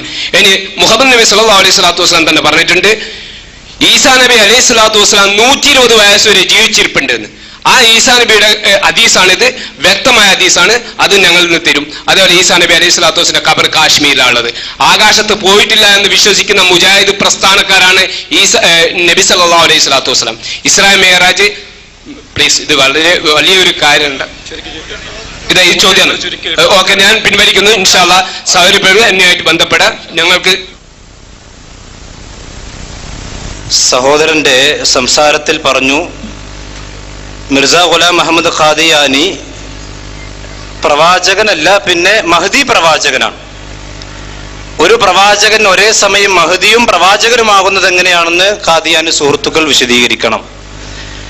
ഇനി സഹോദരങ്ങളെ, ഇവിടെ ഖാദിയാനി സുഹൃത്ത് ചോദ്യം ചോദിച്ചതിന് വളരെ അഭിനന്ദനം അർഹിക്കുന്നു. ഞങ്ങൾ അദ്ദേഹത്തെ അഭിനന്ദിക്കുകയാണ്. കാരണം ഈ വിഷയം മുസ്ലിം സമൂഹത്തിൽപ്പെട്ട ആളുകൾ എത്രമാത്രം വിശുദ്ധ ഖുർആനിനെയും പ്രവാചകന്റെ ഹദീസുകളിൽ നിന്നും വിദൂരമായി കൊണ്ടിരിക്കുന്നു എന്ന് മനസ്സിലാക്കുവാനുള്ള ഒരു അവസരം കൂടി ഇതിലൂടെ കൈവന്നു ചോദ്യകർത്താവിനെ ഞങ്ങൾ അഭിനന്ദിക്കുകയാണ്.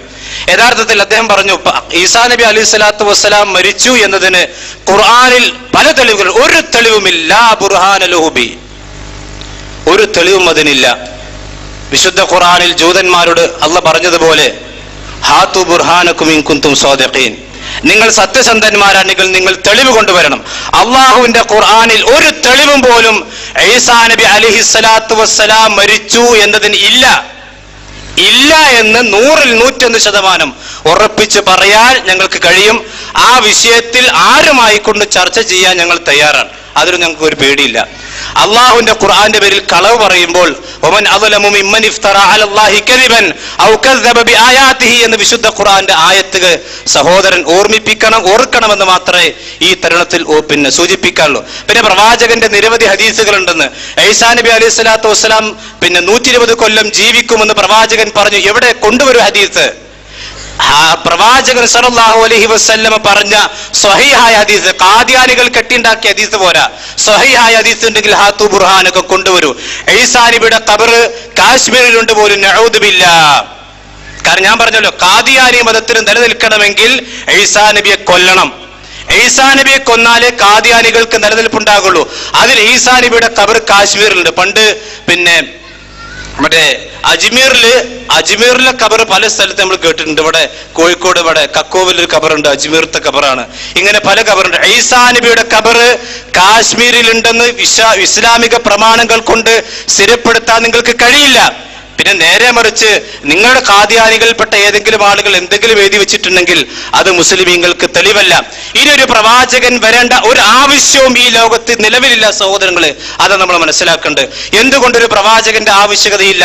2 കാരണങ്ങൾ അതിനുണ്ട്. വിശുദ്ധ ഖുർആൻ അല്ലാഹ് പറഞ്ഞു സൂറത്ത് ഹിജ്റിൽ 9-ാമത്തെ ആയത്ത്, ഇന്നാ നഹ്നു നസ്സൽന ദിക്റ വ ഇന്നാ ലഹു ലഹാഫിദൂൻ.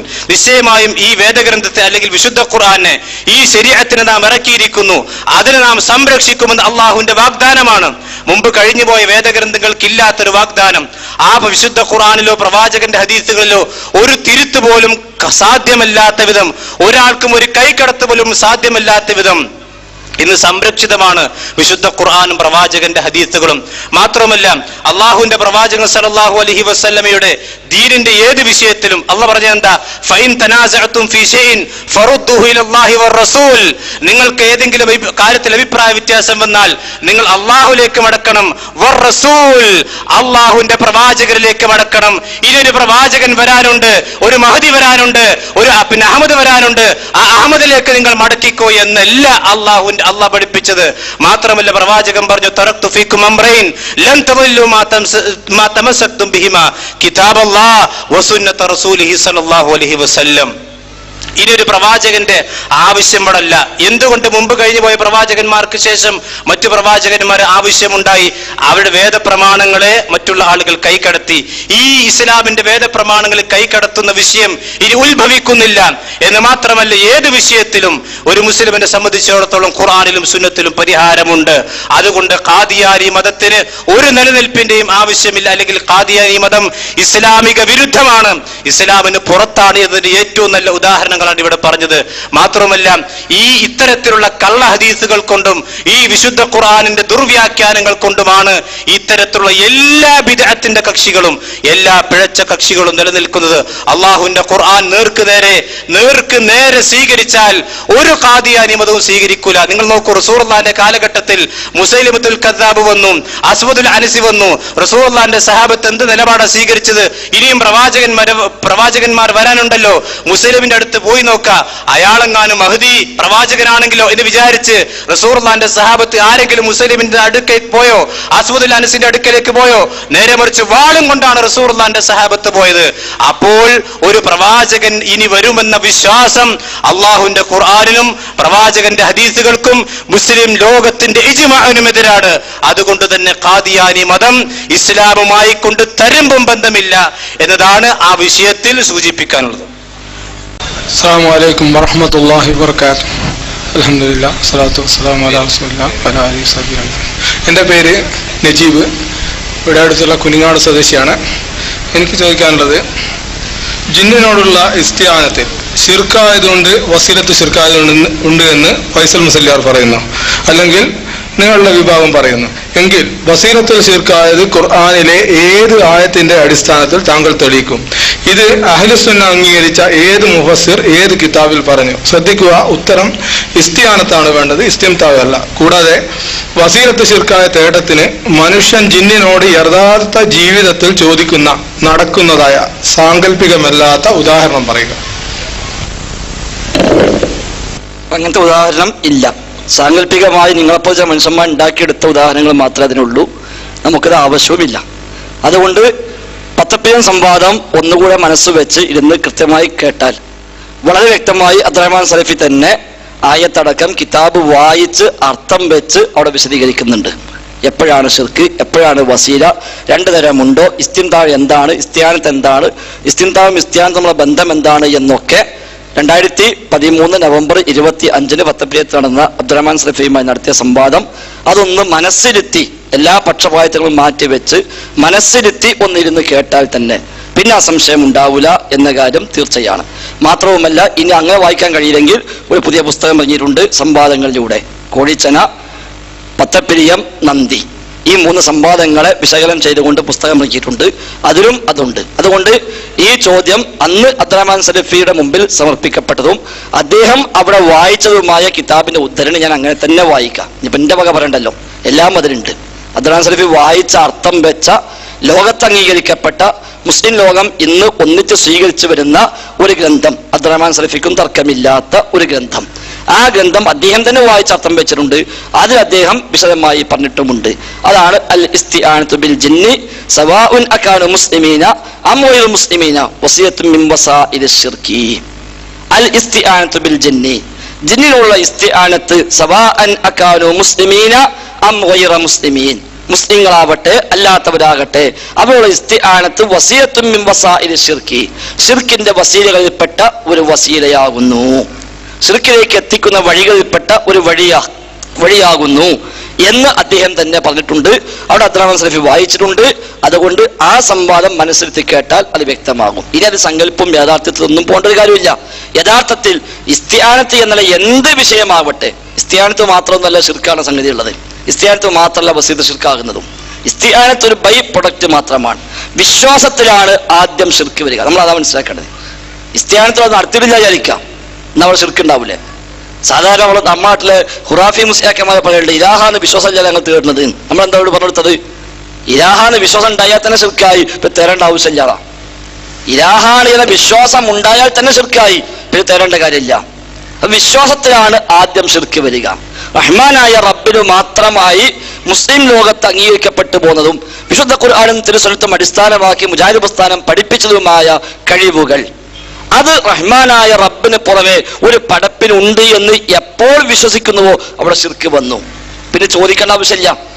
അവിടെയാണ് കാര്യകാരണ ബന്ധവും അഭൗതികവും ഭൗതികവും എല്ലാം ധാരാളമായി ചർച്ചയ്ക്ക് വന്നത്. കാര്യകാരണ ബന്ധങ്ങൾക്ക് അതീതമായ കഴിവുകൾ അള്ളാഹുവിന് മാത്രം എന്ന് മുജാഹിദ് പ്രസ്ഥാനം 100 കൊല്ലക്കാലം എഴുതിയും പ്രസംഗിച്ചും പഠിപ്പിച്ചു. ആ കഴിവുകൾ ജിന്നിനുണ്ട് എന്നൊരാൾ വിശ്വസിക്കുന്നുവെങ്കിൽ അവിടെ ശിർക്ക് വന്നു. അവൻ തേടേണ്ട ആവശ്യമില്ല, ഇസ്തിആനത്ത് നടത്തന്നെ വേണ്ട, അല്ലെങ്കിൽ ശിർക്ക് വന്നു.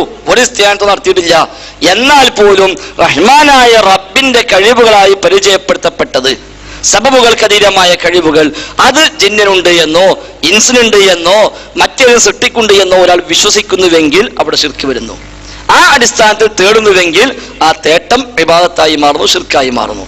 അല്ലാതെ കായക്കൊടി പറഞ്ഞ പോലെ വിശ്വസിച്ചാൽ ശിർക്കില്ല, തേടിയാലേ ശിർക്കുള്ളൂ എന്നല്ല. വിശ്വസിച്ചാലാണ് ശിർക്ക് വരിക, തേടിയാൽ അതും ശിർക്കായി മാറും. അവിടെ ആ വക സങ്കല്പങ്ങളൊക്കെ നിങ്ങളെപ്പോലത്തെ ആളുകൾ, കുറച്ച് ആളുകൾ ഇപ്പൊ അതും കൊണ്ട് നടക്കുന്നു എന്നല്ലാതെ മുജാഹിദ് പ്രസ്ഥാനത്തെ ആളുകൾ വിഷയങ്ങൾ പഠിച്ചു കഴിഞ്ഞു, ആളുകൾക്ക് ബോധ്യമായി കഴിഞ്ഞു. ആളുകൾ തൗഹീദും സുന്നത്തും അതേപോലെ ശിർക്കും ബിദഅത്തിനും എതിരെയും പ്രവർത്തിക്കുന്ന ആരാണ് എന്ന് മനസ്സിലാക്കി കഴിഞ്ഞു. ആളുകൾക്ക് നിലപാടുകൾ എടുത്തു കഴിഞ്ഞു. അതുകൊണ്ട് ഇനിയും ആ വക സാങ്കല്പിക മസാലയും കൊണ്ട് ഇറങ്ങിയിട്ട് അധികകാലം ജീവിക്കാമെന്നുള്ള വ്യാമോഹങ്ങൾ നല്ലതല്ല എന്ന് കൂടി സ്നേഹബുദ്ധിയ ഉണർത്തുകയാണ്. ഹലോ, ഞാൻ ചോദിച്ച ഒരു സംഗതി എനിക്ക് ഫൈസൽ മുസ്ലിയാറിന് ഇവിടെ നാദാപുരത്ത് കഴിഞ്ഞ, അതായത് 2012 ശേഷം ഡേറ്റ് എനിക്ക് ഓർമ്മയില്ല, ഇതേ ചോദ്യം ചോദിച്ചിട്ട് പോലും ഇപ്പോഴും താങ്കൾ ഉത്തരം ക്ലിയർ ആയിട്ട് പറഞ്ഞിട്ടില്ല. കാരണം ചോദിച്ച ചോദ്യം വളരെ ക്ലിയർ ആണ്, അതിനുള്ള ക്ലിയർ ആയിട്ടുള്ള ഉത്തരം തന്നാൽ മതി. നിങ്ങൾ പറഞ്ഞത് ശരിയാണെങ്കിൽ ഞാൻ ഇത് സ്വീകരിക്കേണ്ടവനല്ലേ? ചോദിച്ച ചോദ്യം ക്ലിയർ ആണ്, അതിന്റെ ഉദ്ദേശവും ക്ലിയർ ആണ്. അതുകൊണ്ടാണ് ഉത്തരം ഇത്ര ക്ലിയർ ആയി പറഞ്ഞത്. ചോദ്യം രണ്ട് രൂപത്തിൽ ചോദിക്കാം. തിരിയാൻ വേണ്ടി ചോദിക്കാം, തിരിക്കാൻ വേണ്ടി ചോദിക്കാം. അത് ചോദ്യം കേട്ടാലും തിരിയാനാണോ ചോദിക്കുക, തിരിക്കാനാണോ ചോദിക്കുന്നത്. അപ്പൊ തിരിക്കാൻ വേണ്ടി ചോദ്യമാകുമ്പോൾ അതിനനുസരിച്ചായിരിക്കും മറുപടി. അപ്പൊ അന്ന് മുഖാമുഖം ഇവിടെ ചർത്തിയപ്പോ അന്നൊന്നും ചോദിച്ചല്ലോ, ഇതുവരെ തിരിയാതെ നടക്കുകയാണല്ലോ. അപ്പൊ അവിടെ അസുഖം വേറെ മനസ്സിലാക്കാം. അത് നമുക്ക് ഏകദേശം തിരിയുന്നുണ്ട്, അതുകൊണ്ടാണ്. അപ്പൊ ഏതായിരുന്നാലും ജിന്ന് എന്നല്ല മലക്കാവട്ടെ, നമ്മൾ തമ്മിൽ ഇസ്തിആനത്തായാലും അവിടെയും ഹുക്മ മാറുമല്ലോ. ജിന്നായ ശിർക്ക്, ഇൻസായ ശിർക്കില്ല എന്നൊന്നും ഇസ്ലാമിൽ ഉണ്ടാവോ? ഒരു ഇസ്തിആനത്ത് ശിർക്കായതാണോ അത് ആരോട് പോയാലും ശിർക്ക് തന്നെയാണ്. അത് റബ്ബല്ലാത്ത ആരിലേക്ക് പോയാലും ശിർക്ക് തന്നെയാണ്. അത് മൊയ്തീൻ ശൈഖായാലും ഇഫായി ശൈഖായാലും മലക്കായാലും ജിന്നായാലും ഇനി പക്ഷിമൃഗാദികളായാലും കല്ലോ മരമോ ഈ മൈക്കിനോടായാലും ശിർക്ക് തന്നെയാണ്. അല്ല ജിന്നാണെങ്കിൽ ശിർക്ക്, ഇൻസാണെങ്കിൽ ശിർക്കല്ല എന്ന ഒന്നില്ല. മനുഷ്യൻ ജിന്നോട് വെച്ചാൽ ശിർക്ക്, ജിന്നോട് വെച്ചാൽ തൗഹീദ് എന്നൊന്നും ഉണ്ടാവില്ല. ജിന്ന് ഇൻസിനോട് ചോദിച്ചാൽ ശിർക്ക്, ഇൻസ് ഇൻസിനോട് ചോദിച്ചാൽ തൗഹീദ് എന്നൊന്നും ഉണ്ടാവില്ല. ശിർക്കും തൗഹീദും ലോക ആരംഭം മുതൽ ഖിയാമത്ത് വരെയും മാറ്റമില്ലാതെ തുടരുന്ന ഒന്നാണ്. ആകാശഭൂമിയെ സൃഷ്ടിക്കപ്പെടുന്നതിന് മുമ്പ് തൗഹീദുണ്ട്. ലോകത്ത് അല്ലാഹു തആല ഒരു സൃഷ്ടിയെയും സൃഷ്ടിക്കുന്നതിന് മുമ്പും അല്ലാഹു ഇലാഹാണ്, അവൻ മഅ്ബൂദാണ്. ഒരു സൃഷ്ടി ഉണ്ടായപ്പോഴല്ല അല്ലാഹു ഇലാഹായി മാറിയത്. ഇബാദത്ത് ആരംഭിച്ചപ്പോഴല്ല അല്ലാഹു ഇലാഹായി മാറിയത്. അതിനു മുമ്പേ ഉള്ള ഏറ്റവും വലിയ യാഥാർത്ഥ്യമാണ് ലോകത്തിന്റെ സൃഷ്ടാവായ റഹ്മാനായ റബ്ബ് മാത്രമാണ് ആരാധിക്കപ്പെടേണ്ടവൻ. അത് വിരുദ്ധമായ ആ ആരാധനയുടെ വശങ്ങൾ ആരിലേക്ക് പോകുന്നുവോ അത് അല്ലാഹുവിൽ പങ്കുചേർക്കലാണ്. ഒരു തേട്ടം ഇൻസിനോടായ തൗഹീദ്, ജിന്നിനോടായ ശിർക്ക് എന്ന ഒന്നില്ല. ജിന്നിനോടായ ശിർക്കാകുന്ന തേട്ടം റബ്ബല്ലാത്ത ആരോടായാലും ശിർക്ക് തന്നെ, സംശയമില്ല. ഹറാം ഹലാലുകൾ മാറും. നമ്മൾ തമ്മിൽ ചോദിക്കുമ്പോൾ ഹലാലായത് മറ്റൊരു മനുഷ്യനോട് പോയി ചോദിക്കുമ്പോൾ ചിലപ്പോൾ ഹറാമായി മാറും. ഹലാലും ഹറാമും മാറും, എന്നാൽ ശിർക്കും തൗഹീദും മാറില്ല. നമ്മൾ തമ്മിൽ ചോദിക്കുമ്പോൾ ഏതാണോ ശിർക്കാകുന്ന ചോദ്യം, ആ ചോദ്യമാണ് ലോകത്ത് ആരിലേക്ക് പോയാലും ശിർക്കാകുന്നത്. അത് ഈ മൈക്കിനോട് ചോദിച്ചാലും ശിർക്കാകുന്നത്. അത് ചോദ്യം മാത്രമല്ല, സ്നേഹവും ഭയവും എല്ലാം അങ്ങനെ തന്നെയാണ്. അതിന് അന്ന് ഇവിടെ ഈ ഗ്രൗണ്ടിൽ നടത്തിയ മുഖാമുഖത്തിൽ അന്നും പറഞ്ഞ ഉദാഹരണമാണ്. ഇതിനെ കൂടെ തന്നെ കൂട്ടി വായിക്കണമെന്നാണ് സ്നേഹവും ഭയവും ആദരവും എല്ലാം. അതിലുമുണ്ടല്ലോ ഇത്, അതിലുമുണ്ട് റഹ്മാനായ റബ്ബിനെ സ്നേഹിക്കുക, റബ്ബിനെ പേടിക്കുക. അത് ഇബാദത്തിന്റെ ഒരു അംശമായി വരുന്നതാണ്. ആ പേടി, ഞാൻ താങ്കളെ പേടിച്ചാൽ അത് ശിർക്കായി മാറും. ആ പേടി ഒരു ജിന്നിനെ പേടിച്ചാലും ശിർക്കായി മാറും. ആ പേടി ഏത് സൃഷ്ടിയെ പേടിച്ചാലും ശിർക്കായി മാറും. എന്നാൽ ജിന്നിന്റെ ഉപദ്രവമുണ്ട് എന്ന് നമ്മൾക്ക് വിശ്വസിക്കുന്നു, അതുകൊണ്ട് അത് ശിർക്കാണ് നമ്മളതും പറയുന്നില്ല. ഒരു പാമ്പ് പ്രത്യക്ഷപ്പെടുമ്പോൾ ആ പാമ്പിനെ പൂജിക്കുന്ന ഹൈന്ദവൻ അവൻ പേടിച്ച് കൈകൂപ്പുന്നു. അതേ പാമ്പിനെ കണ്ടൊരു മുസ്ലിം പേടിച്ച് ഒരു വടി അന്വേഷിച്ചു പോകുന്നു. മുസ്ലിമിന്റെ പേടി തൗഹീദിന് കോട്ടം തട്ടുന്ന പേടിയല്ല. ആ മറ്റവന്റെ പേടിയോ ഭൗതികപരമായ പേടിയാണ്. എന്തുകൊണ്ട്? നമ്മൾ പേടിച്ചത് അതിന്റെ ഭൗതികമായ ഉപദ്രവത്തെയാണ്. അയാൾ പേടിച്ചതോ അതിനപ്പുറത്ത് അതിൽ നിന്ന് ചില ദോഷങ്ങൾ വരുമെന്നാണ് ഭയപ്പെട്ടത്. ആ ഭയമാണ് അവനെ കൈകൂപ്പാൻ കാരണമായത്. നമുക്കുള്ള മറ്റേ ഭയമാണ് വടിയെടുക്കാൻ നമ്മെ പ്രേരിപ്പിച്ചത്. ആ വ്യത്യാസം എല്ലാത്തിലുമുണ്ട്. അതുകൊണ്ട് ഏത് ചോദ്യമാകട്ടെ, ഏത് പേടിയാവട്ടെ, ഏത് സ്നേഹമാകട്ടെ, ഏത് ആദരവാകട്ടെ, ഏത് ഒരു മനോഭാവമാകട്ടെ, റഹ്മാനായ റബ്ബിലേക്ക് മാത്രം പോകേണ്ടത്. റബ്ബല്ലാത്ത ആരിലേക്ക് പോയാലും ശിർക്ക്, റബ്ബില്ലാത്ത ആരിലേക്ക് പോയാലും ശിർക്ക്. അത് ഇസ്തിആനത്താണെങ്കിലും ഇസ്തിഗാസയാണെങ്കിലും ഇസ്തിആദത്താണെങ്കിലും ഇസ്തിംതാ ആണെങ്കിലും എന്തു ന്യായം, എന്തു പേരിട്ടാലും ശരി, റഹ്മാനായ റബ്ബിലേക്ക് മാത്രം തിരിച്ചു വിടേണ്ടുന്ന എന്തൊന്ന് റബ്ബല്ലാത്ത ആരിലേക്ക് പോയോ അത് ശിർക്കായി മാറി. എന്നാൽ ശിർക്കിലേക്കുള്ള വസീല അങ്ങനെയല്ല.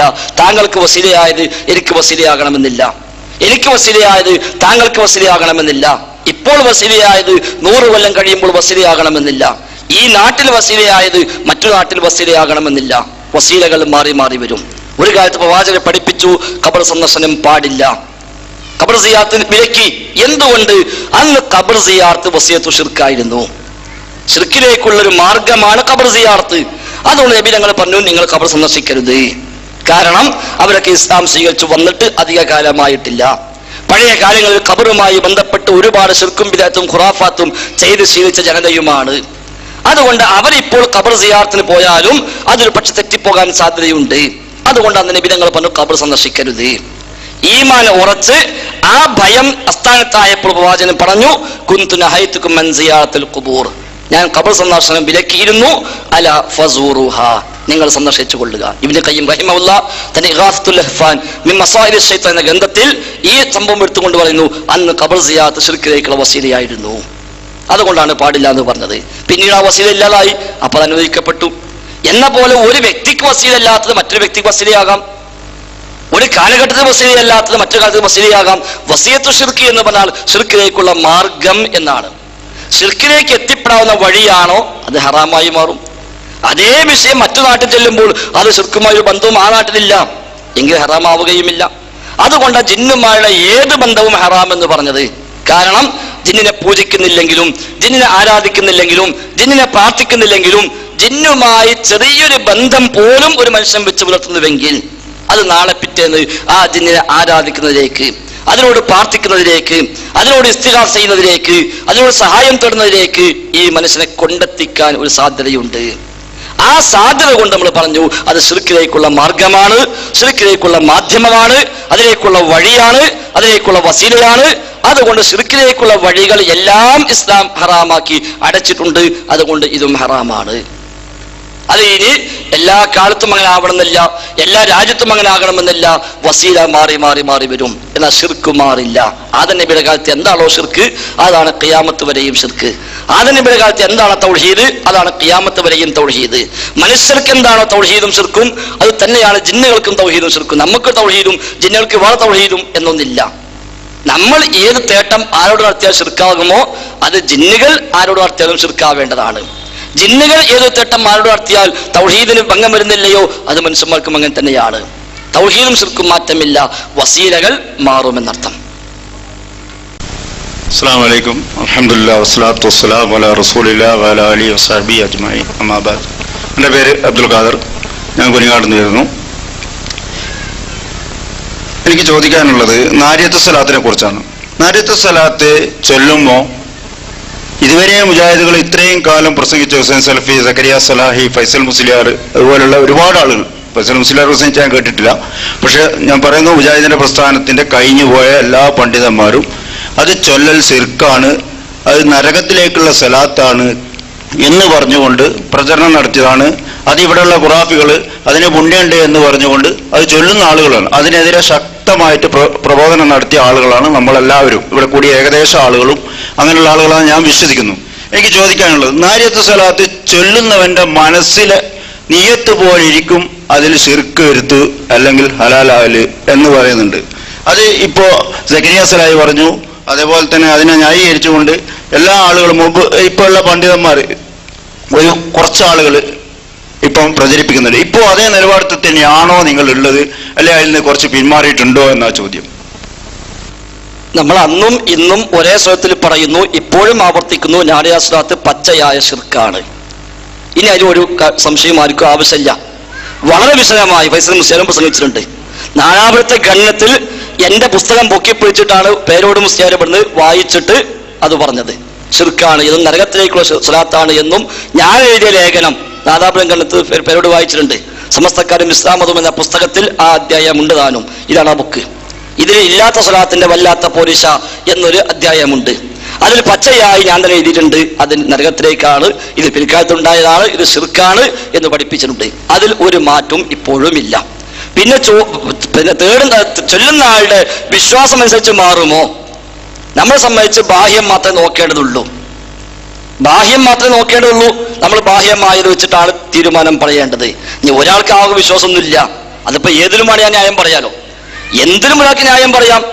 ഒരാള് എന്ത് ചെയ്യുമ്പോഴും ഒരു അബദ്ധത്തിൽ പറഞ്ഞു പോയതാണ്, എനിക്ക് ധാരണൊന്നുമില്ല, അങ്ങനത്തെ വിശ്വാസമൊന്നുമില്ല എന്ന് പറഞ്ഞാൽ അയാളെ പിന്നാലെ കൊണ്ട ആവശ്യമില്ല. അതേസമയം ഇതിലുള്ള വിശ്വാസം എന്ത്, അത് അവർ തന്നെ വ്യക്തമായി എഴുതിയിട്ടുണ്ട്. നബിയുള്ള ഇസ്തിഗാസ ഉൾക്കൊള്ളുന്ന നാരിയ സ്വലാത്ത് എന്ന് അവർ തന്നെയും പല പുസ്തകങ്ങളിൽ എഴുതിയിട്ടുണ്ട്. അതിലെ പ്രകടമായ അർത്ഥവും അങ്ങനെ തന്നെയാണ്. അല്ലദീ തൻഹല്ലു ബിഹിൽ ഉഖദ് വതൻഫറജു ബിഹിൽ ഖുറബ് വതുഖലാ ബിഹിൽ ഹവായിജ് വതുനാലു ബിഹിൽ റഗായിബ് വഹുസ്നുൽ ഖവാതിം വയസ്തസ്ഖൽ ഗമാം ബിവജ്ഹിൽ കരീം എന്ന ആ വചനങ്ങളിൽ തന്നെ പ്രവാചകനെ കൊണ്ടാണ് ബുദ്ധിമുട്ടഴിയുന്നത്, പ്രവാചകനെ കൊണ്ടാണ് ആഗ്രഹം സഫലീകൃതമാകുന്നത്, പ്രവാചകനെ കൊണ്ടാണ് ആവശ്യങ്ങൾ പൂർത്തിയാകുന്നത്, പ്രവാചകനെ കൊണ്ടാണ് എല്ലാ ലക്ഷ്യങ്ങളും നിറവേറപ്പെടുന്നത് എന്ന വരികൾ തന്നെ പച്ചയായ ശിർക്കാണ്. അത് ഇനി ഈ വിവാദങ്ങൾക്ക് ഉണ്ടായതിനു ശേഷവും ഈ ഫൈസൽ മുസ്ലിയാർക്കും സംസാരിച്ചിട്ടുണ്ട്. കാസർഗോഡ് നടത്തിയ മുഖാമുഖത്തിന് CD കിട്ടും. അതിൽ ഏകദേശം 15 മിനിറ്റോളം വളരെ വ്യക്തമായി ഇത് ശിർക്ക് തന്നെയാണ് എന്ന് ആവർത്തിച്ച് അടിവര ഇട്ടു പ്രഖ്യാപിച്ചിട്ടുണ്ട്. അതിനുശേഷവും പല മുഖാമുഖങ്ങളിലും ഈ ചോദ്യം വന്നപ്പോൾ അവിടെയൊക്കെ നമ്മളത് പറഞ്ഞിട്ടുമുണ്ട്. പിന്നെയും ചില ആളുകൾക്ക് നമ്മളത് ശിർക്കല്ല എന്ന് പറഞ്ഞു കിട്ടിയെങ്കിൽ എന്ന് വിചാരിച്ച് താങ്കളെ പറ്റിയല്ല കേട്ടോ, ചില ആളുകൾ അങ്ങനെ പല സ്ഥലത്തും നടക്കാറുണ്ട്. അവരിങ്ങനെ പിന്നെയും ചോദിക്കാറുണ്ട്. അല്ലെങ്കിൽ നമുക്ക് ഒന്നും കൂടി ഉറപ്പിച്ച് പറയാൻ ഒരു സാഹചര്യമായി എന്ന് നമ്മൾ സമാധാനിക്കുന്നു. ഇവിടൊക്കെ ഒരു പക്ഷേ ചില ആളുകൾ അങ്ങനെ വിശ്വസിച്ചവരുണ്ടാവും. നമ്മളൊക്കെ 4 ദിവസത്തെ ശിർക്കല്ല എന്ന് പറഞ്ഞു, നീ കുറച്ച് ഞാൻ മറ്റത് പറയും എന്നൊക്കെ ചില ആളുകൾ പറഞ്ഞു കൊടുത്തത് കേട്ടിട്ട് ഇവിടുന്ന് അതൊന്ന് കേൾക്കുമെന്ന് വന്നു നോക്കുന്ന മനുഷ്യന്മാരുണ്ടാവും. അതുകൊണ്ട് തീർത്ത് പറയുന്നു, നമ്മുടെ നാട്ടിൽ ഖുറാഫികൾ ചൊല്ലുന്ന നാരിയ സ്വലാത്ത് പച്ചയായ ശിർക്ക് തന്നെയാണ്. ഒരു സംശയം ആ വിഷയത്തിൽ വേണ്ട. അതിനോടനുബന്ധിച്ച് ഉപചോദ്യമായിട്ട് ചോദിക്കുന്നത് പിന്നെ ഖുർആൻ ആയത്തുകൾ നമ്മൾ എഴുതിയിട്ട് ഏലസാക്കിയോ ഉറുക്കാക്കിയിട്ടോ കെട്ടുന്നത് വിരോധമല്ലാതെ നിങ്ങളുടെ class room MICR class room, ഈ ക്ലാസ്സിലുള്ള അഡ്മിൻ അൻവർ അഹമ്മദ് എന്ന് പറയുന്ന ആളെന്ത് ചെയ്തിട്ടുണ്ട്, അത് ക്ലാസ് റൂമിലൂടെ, അതായത് വേൾഡിൽ മൊത്തത്തിലെത്തുന്ന ആ ക്ലാസ് റൂമിലൂടെ പ്രഖ്യാപിച്ചിട്ടുണ്ട്. അപ്പോൾ അത് ശരിയാണോ നിങ്ങളുടെ നിലപാട്? അതേപോലെ ഇപ്പം ചോദിച്ച വിധത്തിൽ ഉത്തരം പറഞ്ഞതിലൊരു സംശയം വന്നത് വെച്ചാൽ, ഇതിന് മുമ്പ് ലബ്ബാദാരിമ സക്കരിയ സലാഹി ഇതേ വിഷയത്തിൽ, ഈ നാരിയ സ്വലാത്ത് വിഷയത്തിൽ അത് ചെല്ലുന്നവരുടെ നിയത്ത് പോലെ തന്നെയെന്ന് പറഞ്ഞിട്ടുണ്ട്. അതുകൊണ്ടാണ് നിങ്ങളെ കൂടെ സക്കരിയ സലാഹിന്റെ കൂടെ ഇറങ്ങിപ്പോയ ആളുകളായതുകൊണ്ടാണ് നിങ്ങളോട് ചോദ്യം ചെയ്യേണ്ടി വരുന്നത്. ലബ്ബാദാരിയും സക്കരിയ സലാഹിയും പറഞ്ഞതിനെ വെച്ചുകൊണ്ടാണ് ആദ്യം ഈ വിഷയത്തിൽ എനിക്ക് ചോദ്യം കിട്ടുന്നത്. ഖത്തറിൽ വെച്ച് നടത്തിയ മുഖാമുഖത്തിൽ അവിടെ നാരിയ സ്വലാത്ത് ശിർക്കാണോ എന്നായിരുന്നില്ല ചോദ്യം. ചോദ്യം പ്രധാനമാണ് മുഖാമുഖത്തിൽ ഉത്തരത്തിന്റെ കൂടെ. നാരിയ സ്വലാത്ത് ശിർക്കാണോ എന്നായിരുന്നില്ല അവിടുത്തെ ചോദ്യം. നേരെ മറിച്ച് ലബ്ബാദാരിമി ഇങ്ങനെ പറയുന്നു, സക്കരിയ സലാഹി ഇങ്ങനെ പറയുന്നു, ഇതിൽ ഏതാണ് ശരി എന്നാ ചോദ്യം. അപ്പോഴവിടെ പറഞ്ഞ രണ്ടും ശരിയാണ്. കാരണം എന്താ, ആ രണ്ടും പറഞ്ഞ പശ്ചാത്തലം സന്ദർഭം നോക്കിയിട്ടാ പറഞ്ഞത്. എന്നാൽ അതിനപ്പുറത്ത് കുറച്ചുകൂടെ കടന്നുകൊണ്ട് ലബ്ബാദാരിമി പറഞ്ഞു. അപ്പൊ നമ്മൾ പറഞ്ഞു ആ പറഞ്ഞത് ശരിയല്ല, ലബ്ബാദാരിമി ഇപ്പൊ നൽകിയ വിശദീകരണം ശരിയല്ല എന്ന് നമ്മൾ പറഞ്ഞു. അതിനൊരു പ്രശ്നമില്ല. അതുകൊണ്ട് ഖത്തറിലെ മുഖാമുഖം എടുത്താലും അതിനുശേഷം തൊട്ടുകൂടെ നടന്ന മുഖാമുഖമാണ് കാസർഗോഡ് മുഖാമുഖം. അവിടെ ഈ ചോദ്യം വീണ്ടും വന്നു, താങ്കൾ ഇങ്ങനെ ഖത്തറിൽ വെച്ച് പറഞ്ഞല്ലോ. അപ്പൊ ഒന്നും വിശദീകരിക്കാൻ സമയം കിട്ടി. അവിടെ വിശദമായി തന്നെ അങ്ങനെ തന്നെ ആ സന്ദർഭം സാഹചര്യവും അടക്കം വിവരിച്ചിട്ടുമുണ്ട്. അപ്പൊ അതിൽ ഇനി സംശയങ്ങൾക്ക് വേണ്ട, ഇനി എവിടെയെങ്കിലും പോയി ചോദിക്കേണ്ട ആവശ്യമില്ല. അത് പച്ചയായ ശിർക്ക് തന്നെയാണ്, ശിർക്ക് തന്നെയാണ്, ശിർക്ക് തന്നെയാണ്. ഇങ്ങനെ ചോദിക്കേണ്ട കാര്യമില്ല. ഉറുക്ക് എഴുതി കിട്ടുന്ന വിഷയത്തിൽ മുസ്ലിം ലോകത്ത് അഹ്ലുസുന്നയുടെ പ്രഗത്ഭരായ പണ്ഡിതന്മാർ ഒക്കെയും പറഞ്ഞത് ഖുർആനിൽ നിന്നാവട്ടെ അല്ലാത്തതാവട്ടെ ഏതാണെങ്കിലും വിലക്കപ്പെട്ടതാണ് എന്നാണ്. അത് പണ്ട് ലോകത്ത് ചർച്ചകളുണ്ട്. ക്ലാസ് റൂമിൽ പറഞ്ഞില്ല എനിക്കറിയില്ല. ആ ചർച്ചകളെ പറ്റി പരാമർശം ഉണ്ടാവാം. അത് KM മൗലവി പറഞ്ഞിട്ടുണ്ട്. KM മൗലവിയുടെ ഫത്താവകൾ യുവതർക്കിയിട്ടുണ്ട്, അവിടെ ചർച്ചയുണ്ട്. ആ രണ്ടഭിപ്രായം KM മൗലവി രേഖപ്പെടുത്തിയിട്ടുണ്ട്. അൽ മുർഷിദിൽ KM മൗലവിയുടെ ലേഖനം വന്നിട്ടുണ്ട്, ചോദ്യോത്തരം വന്നിട്ടുണ്ട്, അദ്ദേഹം അത് പരാമർശിച്ചിട്ടുണ്ട്. അതേപോലെ ഷെയ്ഖ് മുഹമ്മദ് അബ്ദുൽ വഹാബിന്റെ കിതാബ് തൗഹീദിൽ തമായിമും തിബലത്തും റുഖിയയുമായി ബന്ധപ്പെട്ട അധ്യായങ്ങളുണ്ട്, അവിടെ ചർച്ചയുണ്ട്. അതിൽ 2 വീക്ഷണം പറഞ്ഞ പണ്ഡിതന്മാരെ അദ്ദേഹം രേഖപ്പെടുത്തുന്നുണ്ട്. എന്നാൽ പ്രഗത്ഭരായ അഹ്ലുസുന്നയുടെ നേതാക്കന്മാർ അവരൊക്കെ ആ വിഷയത്തിൽ പഠിപ്പിച്ചത് ഏതാണെങ്കിലും ഖുർആനാവട്ടെ അല്ലാത്തതാവട്ടെ ഫമൻഹിയുൻ അൻഹു, അത് വിലക്കപ്പെട്ട കാര്യമാണ്. കാരണം വിശുദ്ധ ഖുർആനിലോ പ്രവാചകന്റെ വചനങ്ങളിലോ അങ്ങനെ ഖുർആൻ വചനമാണ് എഴുതി കിട്ടുന്നതെങ്കിൽ അതിന് വിരോധമില്ല എന്ന് പറയാൻ തെളിവുകൾ ഇല്ല. അങ്ങനെ തെളിവുകൾ വന്നിട്ടില്ല.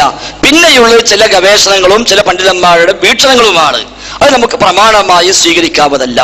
രണ്ടാമതൊന്ന്, ഹദീസിൽ പൊതുവായി പഠിപ്പിക്കപ്പെട്ടു ഇന്ന റുഖ വത്തമാഇമ വത്തിബലത ശിർകുൻ, ഉറുക്കും ഏലസും അത്തരം മന്ത്രങ്ങളുമെല്ലാം ശിർക്കാകുന്നു. എന്നാൽ മന്ത്രത്തിൽ നബി ചിലത് ഒഴിവാക്കി പറഞ്ഞു. ലാ ബഅസ ബിർറുഖ മാ ലം യകുൻ ശിർക. നബിയോട് ഒന്ന് ചോദിച്ചു, നബി ഞങ്ങൾ ജാഹിലിയ്യ കാലത്ത് മന്ത്രിക്കാറുണ്ടായിരുന്നു, ആ മന്ത്രം ഞങ്ങൾക്ക് ഇപ്പോൾ ഉപയോഗിക്കാമോ?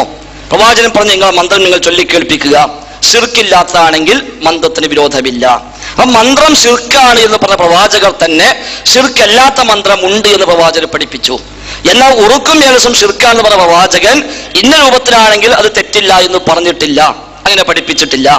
മൊത്തത്തിലാണ് പറഞ്ഞത് മൻ അല്ലഖ തമീമ ഫഖദ് അശ്റക, ആരെങ്കിലും ഏലസ് കെട്ടിയാൽ അവൻ ശിർക്ക് ചെയ്തു. ഇന്ന റുഖ വത്തമാഇമ വത്തിബലത ശിർകുൻ, ഉറുക്കും നൂലും ഏലസുകളും എല്ലാം ശിർക്കാകുന്നു.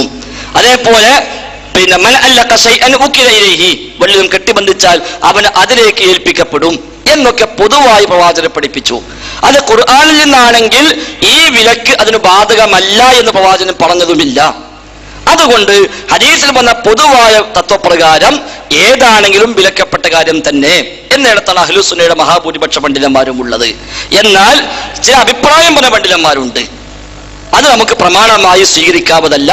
അവിടെ അഭിപ്രായങ്ങളായി മാത്രം നമുക്കതിനെ കാണാം. അത് മോശക്കാരൊന്നുമല്ല, താപഴീകൾ മുതലുള്ള ചിലരൊക്കെ അഭിപ്രായം രേഖപ്പെടുത്തപ്പെട്ടിട്ടുണ്ട്. ഇനി അവരുടെ ഉദ്ദേശം എന്താണ്, അവർ പറഞ്ഞ സന്ദർഭം സാഹചര്യം എന്താണ് എന്നൊന്നും നമുക്കത് ലഭ്യവുമല്ല. അതുകൊണ്ട് അവരെക്കുറിച്ച് സൽവിചാരം വെച്ച് പുലർത്തിക്കൊണ്ട് തന്നെ നാം ആ ഭാഗം നമുക്ക് പ്രാമാണികമായി തെളിയിക്കപ്പെടാത്തത് കൊണ്ട് നമുക്കത് അംഗീകരിക്കാനും ന്യായീകരിക്കാനും നിർവാഹമില്ല എന്ന് പറയുന്നു. ഈ ചർച്ചകൾ മുജാഹിദ് പ്രസ്ഥാനം പഴയ കാലത്തെ പറഞ്ഞു പോകുന്നതാണ്, ഇപ്പൊ തുടങ്ങിയതുമല്ല. അതാ ഞാൻ പറഞ്ഞ യുവത പുറത്തിറക്കിയ KM മൗലവിയുടെ ഫത്വകൾ എന്ന പുസ്തകം എടുത്തു നോക്കിയാൽ അതിൽ KM മൗലവി അന്ന് ഈ വിഷയത്തിൽ നൽകിയ ഫത്വകൾ ഈ 2 വീക്ഷണങ്ങളും അദ്ദേഹം രേഖപ്പെടുത്തി വെച്ചിട്ടുണ്ട്. എന്താണ് ഉറുക്ക് എന്നും എന്താണ് ഏലസ് എന്നും അത് ഖുർആനായാലും അല്ലാതെ ആയാലും ഒക്കെയുള്ള വ്യത്യാസങ്ങളും പണ്ട് ലോകത്തെ ചർച്ചകളും എല്ലാം അദ്ദേഹം രേഖപ്പെടുത്തിയിട്ടുണ്ട്. അപ്പൊ ആ ചർച്ചകളിൽ ഒരു പക്ഷേ ബയസ് ക്ലാസ് റൂമിൽ ആരാണ് പറഞ്ഞത് എന്താണ് പറഞ്ഞത് ഞാൻ കേട്ടിട്ടില്ല, അല്ലാഹു അഅലം. ഏതായിരുന്നാലും ഇങ്ങനെ ചർച്ചയുണ്ട് ഒരു പക്ഷെ പറഞ്ഞിട്ടുള്ളതാണെങ്കിൽ ആയാലും ശരി, അങ്ങനെ ചർച്ചയുണ്ട് എന്നാണ് പറഞ്ഞതെങ്കിൽ അപ്പൊ ഞാനും പറഞ്ഞല്ലോ അങ്ങനെ ആയിരിക്കാം ഒരു പക്ഷെ പറഞ്ഞിട്ടുണ്ടാവുക. അതേസമയം ഇത് പ്രാമാണികമായി ഇതെല്ലാം പാടില്ലാത്തതാണ് എന്ന് വിലക്കപ്പെട്ട സ്ഥിതിക്ക് അതിൽ നിന്ന് ഇന്നത് ഒഴിവാണ് എന്ന് പറയണമെങ്കിൽ തെളിവ് വേണം. അങ്ങനെ നമുക്ക് അവലംബിക്കാവുന്ന തെളിവുകൾ ആ വിഷയത്തിൽ ഇല്ല. ഇനി വിശദമായി കിട്ടണമെങ്കിൽ ഷെയ്ഖ് മുഹമ്മദ് അബ്ദുൽ വഹാബിന്റെ കിതാബ് തൗഹീദും അതിന് ഇബ്നു ഉസൈമീൻ അതേപോലെ ഷെയ്ഖ് ഫൗസാൻ തുടങ്ങിയ പണ്ഡിതന്മാർ നൽകിയ വിശദീകരണങ്ങളും അവിടെ റുഖിയ തമായിമുമായി ബന്ധപ്പെട്ട അധ്യായങ്ങൾ വായിച്ചു നോക്കിയാൽ നമുക്കവിടെ ചർച്ചകൾ കാണാൻ കഴിയും. KM മൗലവിയുടെ ഫത്വകളിൽ ആ ചർച്ചകൾ കാണാൻ കഴിയും. അൽ മുർഷിദ് 1936 അൽ മുർഷിദിൽ ഇതുമായി ബന്ധപ്പെട്ട ചോദ്യോത്തരമുണ്ട്. അതിൽ വിശദമായി KM മൗലവി ആ വിഷയങ്ങൾ പരാമർശിച്ചിട്ടുണ്ട്. അതൊക്കെ വായിച്ചാൽ നമുക്ക് ആ വിഷയത്തിൽ ഒരു ധാരണ കിട്ടും എന്നാണ് സൂചിപ്പിക്കാനുള്ളത്.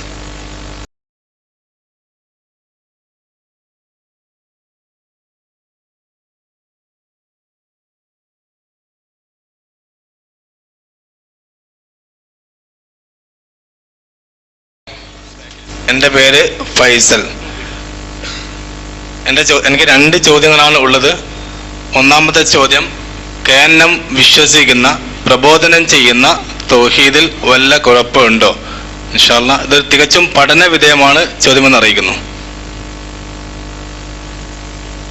സാക്ഷാൽ KNM ആണ് ഉദ്ദേശിച്ചതെങ്കിൽ കുഴപ്പമില്ല. ഇപ്പോൾ KNM അടക്കി കൈവശം വെച്ച് പോകുന്ന ചില ആളുകൾ ആണ് ഉദ്ദേശിച്ചതെങ്കിൽ അത് വലിയ കുഴപ്പമുള്ള വിഷയമാണ് താനും. KNM എന്ന് പറഞ്ഞൊരു ആദർശ പ്രസ്ഥാനത്തിന്റെ പേരാണ്. കേവലം ഒരു 3 അക്ഷരമല്ല, അത് കേവലം ഒരു സംഘടനയുമല്ല. കേരള നദ്വത്തുൽ മുജാഹിദീൻ, ജിഹാദ് ചെയ്യുന്ന ആളുകളുടെ സംഘം എന്നാണ് അതുകൊണ്ട് അർത്ഥമാക്കുന്നത്. ആ ജിഹാദ് അത് മുമ്പോട്ട് വെക്കുന്ന കൃത്യമായൊരു ആദർശമുണ്ട്. വിശുദ്ധ ഖുർആനും തിരുസുന്നത്തും അടിസ്ഥാനപ്പെടുത്തി മുജാഹിദ് പ്രസ്ഥാനം കാലമിത്രയും പരിചയപ്പെടുത്തി പോന്ന ആദർശ നിലപാടുകൾ, അത് യാതൊരു തകരാറും ഇല്ല എന്ന് തീർത്ത് നമുക്ക് പറയാം.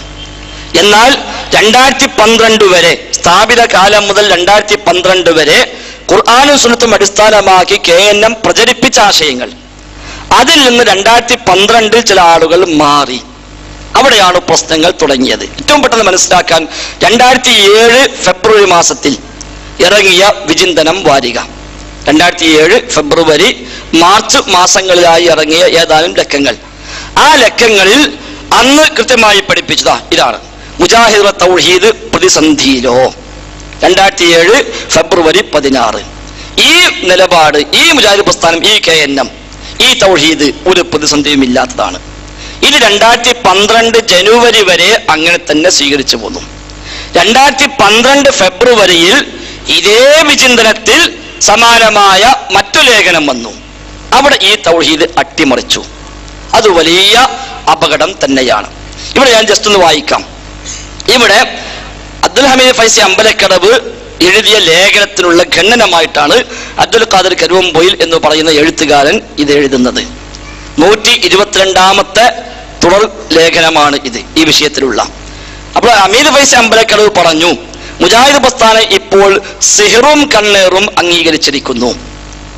അതുവഴി ജിന്നുകൾക്ക് അഭൗതികമായി മനുഷ്യ ജീവിതത്തിൽ ഇടപെടാൻ കഴിയുമെന്ന് അവർ സമ്മതിച്ചുവല്ലോ. എന്നാൽ ഇത്രയും കാലം മുജാഹിദ് പ്രസ്ഥാനം പറഞ്ഞത് അഭൗതികമായി സഹായിക്കാനും ദോഷം വരുത്താനും അള്ളാഹുവിന് മാത്രമേ കഴിയൂ എന്നാണ് അവർ പറഞ്ഞിരുന്നത്. ഇപ്പോൾ അവർ പറഞ്ഞു സിഹറിന് യാഥാർത്ഥ്യമുണ്ട്, അതുകൊണ്ട് അവർ ഇത്രയും കാലം പറഞ്ഞ തൗഹീദ് പൊളിഞ്ഞിരിക്കുന്നു എന്ന് ഹമീദ് ഫൈസി അമ്പലക്കടവ് പറഞ്ഞു. അതിനെ ഗണ്ണിച്ചുകൊണ്ട് എഴുതുകയാണ്: 8 പതിറ്റാണ്ടു കാലം മുജാഹിദുകൾ പറഞ്ഞ തൗഹീദ് എന്താണെന്ന് വിമർശകന് മനസ്സിലായിട്ടില്ല. 8 പതിറ്റാണ്ട് കാലം മുജാഹിദികൾ എന്താണ് തൗഹീദായി പരിചയപ്പെടുത്തിയത് എന്ന് ഫൈസിക്ക് മനസ്സിലായിട്ടില്ല. അതുകൊണ്ടാണ് ഫൈസി ഇത് പറയുന്നത് എന്നർത്ഥം. എന്നിട്ട് പറയാം, മനുഷ്യർക്ക് അദൃശ്യമായത് മലക്കുകൾക്കും ജിന്നുകൾക്കും ദൃശ്യമാകുന്നതും, മനുഷ്യ കഴിവിൽ പെടാത്തത് മലക്കുകളുടെയും ജിന്നുകളുടെയും കഴിവിൽ പെടുന്നതും മുജാഹിദുകൾ ഒരു കാലത്തും ഇബാദത്തിന്റെ നിർവചനത്തിൽ ഉൾപ്പെടുത്തിയിരുന്നില്ല. മനുഷ്യർക്ക് അദൃശ്യമായത്, എന്നാൽ ജിന്നിന് ദൃശ്യമായത്, മലക്ക് ദൃശ്യമായത്, മനുഷ്യന്റെ കഴിവിൽ പെടാത്തത്, എന്നാൽ ജിന്നിന്റെയും മലക്കിന്റെയും കഴിവിൽപ്പെട്ടത്, അതൊന്നും ഇബാദത്ത് എന്ന വകുപ്പിലേക്ക് നമ്മൾ കൊണ്ടുവന്നിട്ടില്ല. എന്നിട്ട് പറയാം, മലക്കുകളുടെയും ജിന്നുകളുടെയും കഴിവിൽപ്പെടുന്നതും മുജാഹിദ് ഒരു കാലത്തും ഇബാദത്ത് നിർവചനത്തിൽ ഉൾപ്പെടുത്തിയിരുന്നില്ല. അത് ഉണ്ടായിരുന്നെങ്കിൽ മുസ്ലിയാരുടെ ആരോപണം ശരിയാണെന്ന് അംഗീകരിക്കാമായിരുന്നു. അപ്പൊ ജിന്നിന്റെ കഴിവ്, മലക്കിന്റെ കഴിവ് അതൊക്കെ അംഗീകരിക്കുന്നതോട് കൂടി ശിർക്കാകും, അത് അഭൗതിക കഴിവായി മാറും എന്ന് മുജാഹിദുകൾ പറഞ്ഞിരുന്നുവെങ്കിൽ ഫൈസിക്ക് ഇപ്പത് പറയാമായിരുന്നു. പക്ഷെ മുജാഹിദ് അങ്ങനെ പറഞ്ഞിട്ടില്ല. എന്നിട്ട് പറയാം, മലക്കുകളെയും ജിന്നുകളുടെയും മറ്റെല്ലാ സൃഷ്ടികളുടെയും കഴിവിനപ്പുറമുള്ള കഴിവുകളും അറിവുകളുമാണ് മുജാഹിദുകൾ ഇബാദത്തിന്റെ നിർവചനത്തിൽ ഉൾപ്പെടുത്തിയത്. അദൃശ്യ മാർഗത്തിലൂടെയുള്ള ഗുണദോഷങ്ങൾ പ്രതീക്ഷിക്കുക എന്ന ഇബാദത്തിന്റെ നിർവചനമായി എഴുതിയതിനോടൊപ്പം മനുഷ്യരിൽ നിന്ന് അതീതമായി മലക്കുകളുടെയും ജിന്നുകളുടെയും അറിവിനെയും കഴിവിനെയും അംഗീകരിച്ചതും ചേർത്തു വായിക്കുന്ന മന്ദബുദ്ധി അല്ലാത്ത ഏതൊരാൾക്കും മുജാഹിദ് പറയുന്നതിന്റെ വസ്തുത ബോധ്യമാകും. അഭൗതികമായ കാഴ്ച, അഭൗതികമായ കേൾവി അള്ളാഹ്ക്ക് മാത്രമേ ഉള്ളൂ എന്ന് മുജാഹിദ് പറഞ്ഞപ്പോഴും ജിന്നിന് കാഴ്ചയുണ്ട്, മലക്കിന് കേൾവിയുണ്ട് എന്ന് ഞങ്ങൾ അംഗീകരിച്ചിട്ടുണ്ട്. അതുകൊണ്ട് എന്തു മനസ്സിലാക്കാം, മുജാഹിദുകൾ പറഞ്ഞ അദൃശ്യം എന്താണ്, അതിനും അപ്പുറത്താണ് എന്ന് മന്ദബുദ്ധി അല്ലാത്ത ഏതൊരാൾക്ക് മനസ്സിലാക്കാം. എന്നിട്ട് അവസാനം പറയാം, ഈ വസ്തുത നേരത്തെ തന്നെ മുജാഹിദ് ഉയർത്തിയതുമാണ്. ഈ ലോകത്ത് എല്ലാ കാര്യങ്ങളും അള്ളാഹു വ്യവസ്ഥപ്പെടുത്തിയിട്ടുള്ളത് കാര്യകാരണ ബന്ധങ്ങളുടെ അടിസ്ഥാനത്തിലാണ്. ആ വ്യവസ്ഥക്ക് അതീതമായ കഴിവുകൾ അള്ളാഹുവിന്റെ മാത്രം പ്രത്യേകതയാണ്. മലക്കുകളുടെയും ജിന്നുകളുടെയും കഴിവുകളുടെയും പ്രവർത്തനങ്ങളുടെയും കാര്യകാരണങ്ങൾ നമുക്ക് പിടികിട്ടുന്നില്ലെങ്കിലും അതെല്ലാം അവർക്ക് അള്ളാഹു നിശ്ചയിച്ച വ്യവസ്ഥ അനുസരിച്ചാണ്. അതുകൊണ്ട് തന്നെ അതിനെക്കുറിച്ച്, അഥവാ ജിന്നിന്റെയും മലക്കിന്റെയും കഴിവിനെയോ അറിവിനെയോ കുറിച്ച് അഭൗതികമെന്നോ കാര്യകാരണ ബന്ധങ്ങൾക്ക് അതീതമെന്നോ ബുദ്ധിയും വകതിരിവുമുള്ളവർ പറയുകയില്ല. ബുദ്ധിയും വകതിരിവുമുള്ളവർ പറയുകയില്ല. ശേഷം കൊടുക്കുക, അന്നും ഇന്നും എന്നും മുജാഹിദുകളുടെ നിലപാട് ഇതാണ്. എന്നിരിക്കെ എങ്ങനെയാണ് അവരുടെ തൗഹീദ് പ്രതിസന്ധിയിലാവുക? ഇത് 2012 വരെ മാറിയിരുന്നില്ല. 2012 ഫെബ്രുവരിയിലെ വിചിന്തനത്തിൽ മറ്റൊരു ലേഖനം വന്നു. ആ ലേഖനത്തിന് ഹെഡിങ് തന്നെ ജിന്നുകൾ ഭൗതികമല്ല, അഭൗതികം തന്നെ എന്നാണ്. ഇതിന് പറഞ്ഞെന്താ? അഭൗതികമാണെന്ന് ബുദ്ധിയും വകതിരിവുമുള്ളവർ പറയുകയില്ല. 5 വർഷം കഴിഞ്ഞപ്പോ ഇതേ വിചിന്തനത്തിൽ വരുന്നു, ഭൗതികമല്ല, അഭൗതികം തന്നെ. അത് 2012 വരെ മുജാഹിദ് പ്രസ്ഥാനത്തിന് പരിചയമില്ല. KM മൗലവി മുതൽ ഇങ്ങോട്ട് ഈ പ്രസ്ഥാനത്തിന്റെ സംഘടനാ രംഗത്തും വൈജ്ഞാനിക രംഗത്തും നേതൃത്വവും നിർദ്ദേശവും നൽകിയവരാരും ആ നിലയ്ക്ക് രേഖപ്പെടുത്തിയിട്ടുമില്ല. 2012 പുതിയ ഒരു കണ്ടുപിടുത്തമുണ്ടായി.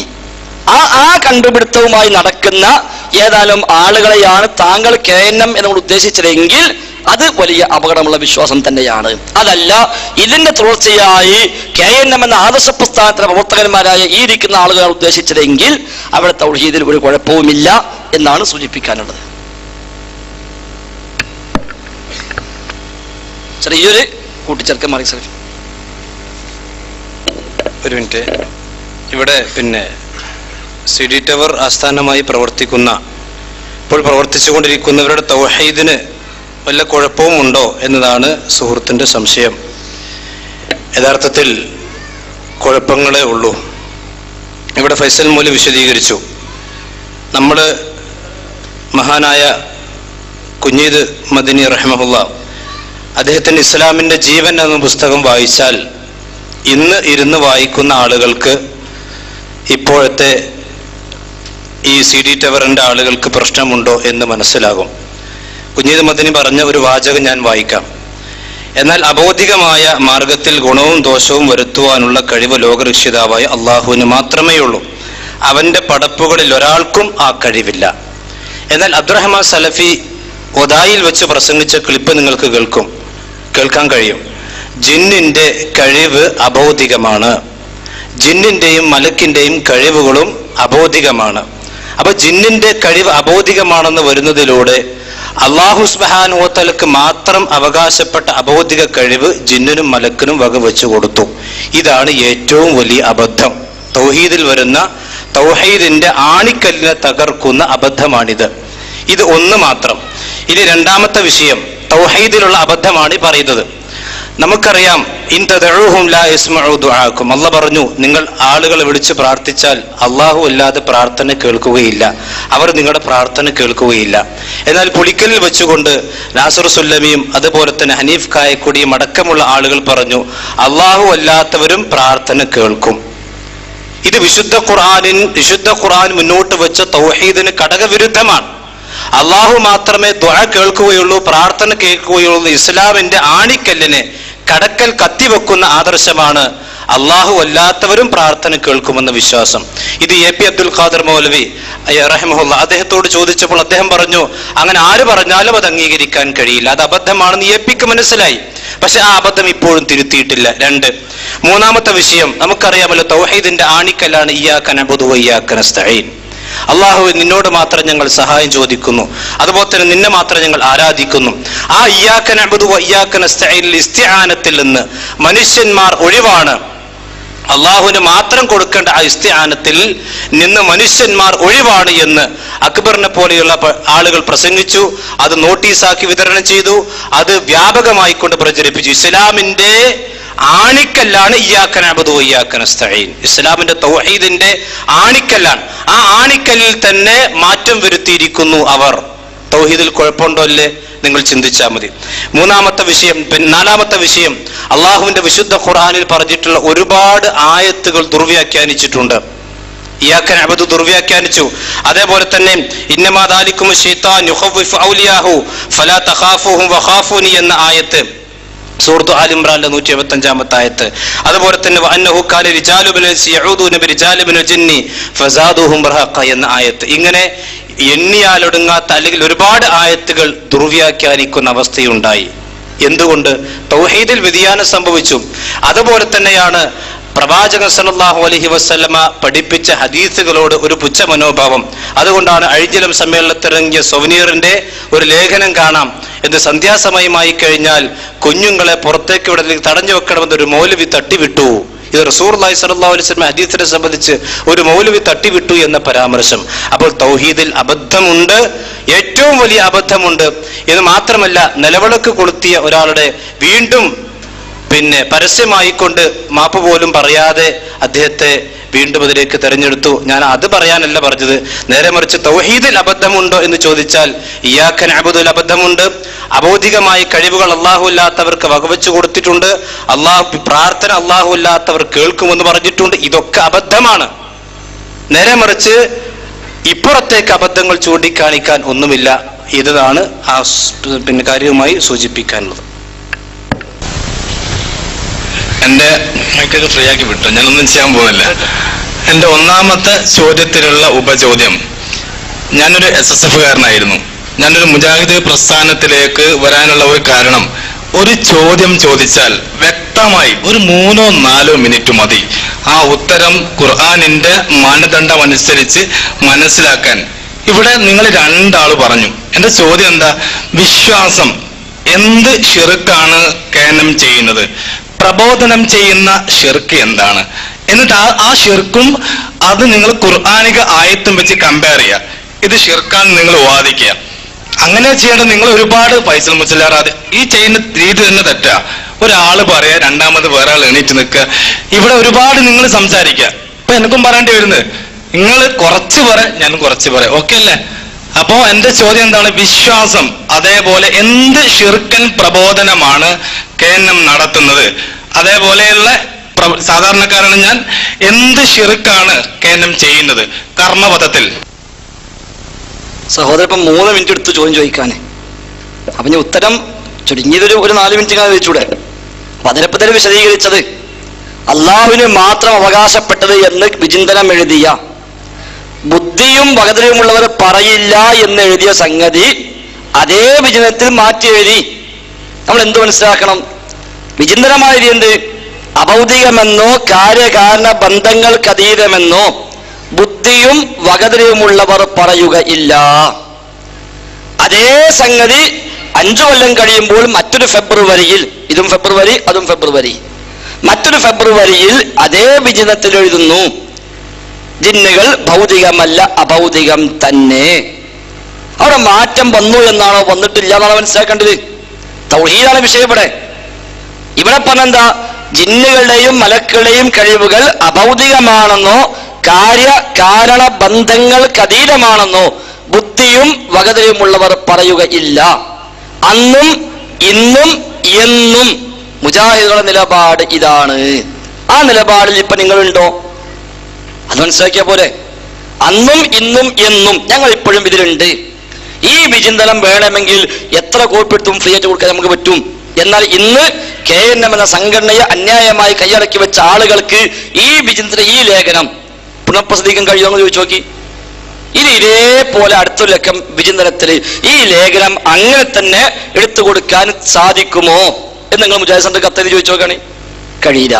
എന്നാൽ ഇത് അതേപോലെ പ്രസിദ്ധീകരിക്കാൻ ഞങ്ങൾക്ക് പറ്റും. എത്രയോ വേദികളെടുത്ത് ഇപ്പോഴും വായിക്കുന്നു. ഞങ്ങൾ പുസ്തകമാക്കി ഈ വിഷയവുമായി ബന്ധപ്പെട്ട പല പുസ്തകം ഇറക്കിയപ്പോൾ അവിടേക്ക് ഇത് അങ്ങനെ തന്നെ എടുത്തു കൊടുത്തു. ഇപ്പോഴും ഇത് വായിക്കുന്നു. ഇത് ഇതേപോലെ ഞങ്ങൾ ഇത് ഇപ്പോഴും അംഗീകരിക്കുന്നു എന്ന് പറയാൻ സംഘടനയെ അന്യായമായി കൈയടക്കി വെച്ച ആൾക്ക് ഇപ്പൊ കഴിയോ? കഴിയില്ലെങ്കിൽ എന്തോ ഒരു മാറ്റം വന്നു എന്നല്ല അർത്ഥം. ഈ നിലപാടിൽ നിന്ന് മാറിയിട്ടുണ്ട് എന്നല്ല അർത്ഥം. അത് തന്നെയാണ് പറഞ്ഞ അബദ്ധം. അള്ളാഹ്ക്ക് മാത്രം എന്ന് പറഞ്ഞ കാര്യകാരണ ബന്ധങ്ങൾക്ക് അതീതമായ കഴിവുകൾ അത് ജിന്നിനും മലക്കിനും ഉണ്ട് എന്ന് KNM ലേബലിൽ ചില ആളുകൾ പറഞ്ഞൊപ്പിച്ചു. അതിലൂടെ ഉണ്ടായി വന്ന അപകടങ്ങളാണ് മാലിക് സലഫി പറഞ്ഞത്. അത് കേൾക്കുമ്പോൾ പ്രയാസമുള്ളതിന് നമുക്ക് നിർവാഹമൊന്നുമില്ല. ഈ വാദം മാറ്റേണ്ടി വന്നപ്പോൾ ഉണ്ടായ അപകടങ്ങൾ ഞാൻ അവിടെ നിൽക്കൂല, അതിനപ്പുറത്തേക്ക് ഇനിയും പോകും. അതുകൊണ്ടാണ് നൗഷാദ് അഹ്സനി മൂവാറ്റുപുഴ സംവാദത്തിൽ ചോദിച്ചത്. നിങ്ങൾ പഴയ സഫേരാണല്ലോ. നൗഷാദ് അഹ്സനി മൂവാറ്റുപുഴ സംവാദത്തിൽ ചോദിച്ചു, അങ്ങനെയാണ് ഈ കായക്കൂടി നിങ്ങളും ശിർക്കിലല്ലേ? കാരണം സിഹറിന് യാഥാർത്ഥ്യമുണ്ട് എന്ന് നിങ്ങൾ വിശ്വസിക്കുന്നു. സിഹറിന് യാഥാർത്ഥ്യം ഉണ്ടാകണമെങ്കിൽ പിശാചിന് ഇടപെടൽ ഉണ്ടാകണം. പിശാചിന്റെ കഴിവ് അഭൗതികമാണെന്ന് നിങ്ങൾ പറയുന്നു. അപ്പോൾ സിഹിറിന് യാഥാർത്ഥ്യം ഉണ്ടാകണമെങ്കിൽ പിശാച് ഇടപെടുകയും ചെയ്യണമെങ്കിൽ അഭൗതിക മാർഗത്തിൽ പിശാച് ഇടപെടുമെന്ന് പറയണ്ടേ? ഇത്രയും കാര്യം നിങ്ങൾ പറഞ്ഞെന്താ? അഭൗതിക മാർഗത്തിൽ അള്ളാഹു മാത്രമേ ഇടപെടുകയുള്ളൂ. ഇപ്പൊ പിശാചും ഇടപെടും നിങ്ങൾ വിശ്വസിക്കേണ്ടി വന്നില്ലേ? അപ്പൊ നിങ്ങളും ശിർക്കിലല്ലേ? എന്താ കായക്കൂടി പറഞ്ഞത്? അതിനെ വിശ്വസിച്ചാൽ ശിർക്കില്ല, അത് തേടിയാലേ ശിർക്കുള്ളൂ. അപ്പോഴാണ് ഔഷാദിന്റെ ചോദ്യം. അങ്ങനെയാണെങ്കിൽ മൊയ്തീൻ ശൈഖ് സഹായിക്കും ഞങ്ങൾ വിശ്വസിച്ചു, ശിർക്കാവൂലല്ലോ. എന്താ പറയാ? അതുകൊണ്ട് തന്നെയാണ് പിന്നീട് ഈ വക വേദികളിൽ പനസ് മുസ്ലിയാർ കൊടുവള്ളിൽ പറഞ്ഞു, ധൈര്യം ഉണ്ടെങ്കിൽ ഇവര് 10 മുഖാമുഖം നടത്തട്ടെ. അതിനുശേഷം അൽഹംദുലില്ലാ എത്ര നടത്തി നമുക്കെല്ലാം അറിയില്ല. എന്നാൽ അതിനുശേഷം അത്തരം രംഗത്ത് നമ്മൾ അവരാരെയും കണ്ടില്ല. ഈ അനസ് മുസ്ലിയാരെയോ കായക്കുടിയെയോ ആ നിലക്കുള്ള ആളുകളെയോ ഒന്നും ആ രംഗത്ത് കണ്ടു. ഒന്നുമല്ലാത്ത ഏറ്റവും ദുർബലന്മാരായ ഏറ്റവും സാധുക്കളായ ഞങ്ങളെപ്പോൾ ആളുകളാണ് പിന്നെ ആ രംഗത്ത് വന്നത്. അത് വേറെ ഒരു കഴിവ് കൊണ്ടോ വേറെ ഇൽമുണ്ടൊന്നുമില്ല. എല്ലാ കിതാബും കാണാപ്പാടം പഠിച്ചിട്ടോ എല്ലാ ഇൽമും തേഞ്ഞിട്ടൊന്നുമല്ല. ഈ നിലപാടിന് മാറിയിട്ടില്ല എന്ന് ഉറപ്പുള്ളത് കൊണ്ട് ആരെങ്കിലും കയറിക്കാം. ഒരു മസാല ചോദിക്കുമ്പോൾ അറിയില്ലെങ്കിൽ അറിയില്ല എന്ന് പറഞ്ഞാൽ മതി. പക്ഷെ പോളിസിയിൽ നമുക്ക് ഒരിക്കലും അബദ്ധം പറ്റിയിട്ടില്ല എന്ന ബോധ്യമാണത്. മറ്റവർക്ക് പോളിസിയിൽ അബദ്ധം പറ്റി എന്ന് അവർക്കും ഉറപ്പുണ്ട്. അതോളം ഞങ്ങൾക്ക് മുമ്പ് ഒന്നും ഇങ്ങനെ നിന്നൊടുക്കാത്തത്. ഞങ്ങളെ സംബന്ധിച്ചപ്പോ ഈ മാസത്തിൽ തന്നെ എത്ര മുഖാമുഖമായി എന്നറിയോ? ഇനിയിപ്പോ നിശ്ചയിക്കപ്പെട്ടത് 5ഓ 6ഓ ഈ ജനുവരി തന്നെ ഉണ്ട്. അത് എന്തുകൊണ്ട്? ലോകത്തിലെ എല്ലാ ഇൽമും പഠിച്ചിട്ടൊന്നുമില്ല, എല്ലാ കിതാബും അറിഞ്ഞിട്ടുമല്ല. പോളിസിയിൽ തെറ്റില്ല എന്ന് ഉറപ്പുണ്ട്. പിന്നെ ഒരു വിഷയം ചോദിക്കുമ്പോൾ അറിയില്ലെങ്കിൽ അത് അറിയില്ലാതെ പറഞ്ഞാൽ മതി. എന്നാൽ മറ്റൊരിക്കൽ പറയാൻ കഴിയില്ല എന്ന് നമുക്ക് ബോധ്യമാണ്. നിങ്ങളത് ആത്മാർത്ഥമായി പഠിക്കുക, അപ്പോൾ നിങ്ങൾക്കത് ബോധ്യം വരും. ഒരു മിനിറ്റ്. ഇവിടെ സഹോദരൻ ചോദിച്ചു കർമ്മരംഗത്ത് എന്താണ് ശിർക്ക് എന്ന്. യഥാർത്ഥത്തിൽ ഒരു കാര്യം ശിർക്കാവണമെങ്കിൽ അത് കർമ്മമായി ചെയ്യണം എന്നില്ല. ആ ഒരു അബദ്ധത്തിൽ നിന്നാണ് ചോദ്യം വന്നതെന്ന് തോന്നുന്നു. അതായത് പിന്നെ അള്ളാഹു അല്ലാത്തവരോട് നേരിട്ട് പ്രാർത്ഥിക്കണമെന്നില്ല ശിർക്ക് വരാൻ. അള്ളാഹുവിനുള്ള ഒരു കഴിവ്, അത് അള്ളാഹുവിന്റെ ഏതെങ്കിലും ഒരു പടപ്പിന്, ഒരു കഴിവ് അള്ളാഹുവിന്റെ ഏതെങ്കിലും ഒരു പടപ്പിന് വകവെച്ചു കൊടുത്താൽ തന്നെ ശിർക്ക് സംഭവിച്ചു. അബോധികമായി സഹായിക്കാൻ കഴിയുക, ഒരു കാര്യകാരണവുമില്ലാതെ സഹായിക്കാൻ കഴിയുക എന്ന കഴിവ് അള്ളാഹുവിന്റെ കഴിവാണ്. ആ കഴിവ് ജിന്നിനും മലക്കിനും വകവെച്ചു കൊടുത്താൽ അത് തന്നെയാണ് ശിർക്ക്. പിന്നെ കർമ്മരംഗത്ത് വരണമെന്നില്ല. അപ്പൊ ശിർക്ക് എന്ന് പറഞ്ഞാൽ അള്ളാഹുവിന്റെ ദാത്തിലോ സിഫാത്തിലോ അഫ്ആലിലോ പങ്കു ചേർക്കലാണ്. അപ്പൊ ഒരു കർമ്മരംഗത്ത് ഞങ്ങൾ അവിടെ ശിർക്ക് എന്ന് ചോദിച്ചാൽ ആ കർമ്മരംഗത്ത് ചെയ്യണമെന്നില്ല. വിശ്വാസത്തിലാണ് ശിർക്ക് വരിക. അപ്പൊ മൊയ്തീൻ ശൈഖിനോട് ഒരാൾ പ്രാർത്ഥിക്കുന്നില്ല, നേരെ മറിച്ച് എവിടെ വിളിച്ചാലും മൊയ്തീൻ ശൈഖിന് കാണാനും കേൾക്കാനും അറിയാനുമുള്ള കഴിവ്, അബോധികമായ കഴിവ് മൊയ്തീൻ ശൈഖിനോടൊന്ന് വിശ്വസിച്ചാൽ തന്നെ ശിർക്കായി. ജിന്നിനെ സംബന്ധിച്ചിടത്തോളം ആ ജിന്നിന്റെ കഴിവുകൾ അബോധികമാണ് എന്ന് പറയുന്നതിലൂടെ തന്നെ ശിർക്ക് വന്നു. പിന്നെ അവിടെ ജിന്നിനെ വിളിച്ച് സഹായം ചോദിക്കേണ്ട ആവശ്യം തന്നെ ഇല്ല. അപ്പൊ വിശ്വാസത്തിലാണ് ശിർക്കിന്റെ ഉറവിടം. ഇവിടെ അള്ളാഹുവിന്റെ ദാത്തിലോ അല്ലെങ്കിൽ അള്ളാഹുവിന്റെ അബോധികമായ കഴിവ് എന്ന ആ വിഷയത്തിൽ, അള്ളാഹുവിന് മാത്രമുള്ള ആ വിഷയത്തിൽ പ്രാർത്ഥന കേൾക്കുക, ഇതാർക്കുള്ള സിഫത്താണ്? അള്ളാഹുവിനുള്ള സിഫത്താണ്. അതിനാണ് ഇവിടെ ജിന്നിനെയും മലക്കിനെയും പങ്കു ചേർത്തിരിക്കുന്നത്. അപ്പൊ ജിന്നെ മലക്കെന്ന് വിളിച്ച് പ്രാർത്ഥിക്കണം എന്നില്ല. അള്ളാഹുവിന്റെ സമീഉ ദുആ, പ്രാർത്ഥന കേൾക്കുക എന്ന വിശേഷണം അത് അള്ളാഹു അല്ലാത്തവർക്ക് വകവെച്ചു കൊടുത്താൽ അത് ശിർക്കാണ്. അപ്പൊ അത് പിന്നെ കർമ്മരംഗത്ത് എവിടെ ശിർക്ക്? കർമ്മരംഗത്ത് വരണമെന്നില്ല. വിശ്വാസ രംഗത്ത് ഉണ്ടായാൽ തന്നെ അത് ശിർക്കാണ്. മറുപടി പറയണം എന്നുള്ളത്, ഞങ്ങൾ രണ്ടാൾക്കാരും മുഖാമത്തിൽ പങ്കെടുക്കുന്ന ആൾക്കാരാണ്. ഒരാൾക്ക് കഴിഞ്ഞു കഴിഞ്ഞാൽ എന്തെങ്കിലും ഉപചോദ്യം ഉണ്ടെങ്കിൽ അതിന് ആഡ് ചെയ്യണമെങ്കിൽ രണ്ടാൾ മറുപടി പറയും. 2-3 ആളൊക്കെ മറുപടി ആണെങ്കിൽ മറുപടി ആകുന്നുണ്ടോ എന്ന് നോക്കിയാൽ മതി. ആളെണ്ണത്തിലല്ല അതിന്റെ പ്രാധാന്യം.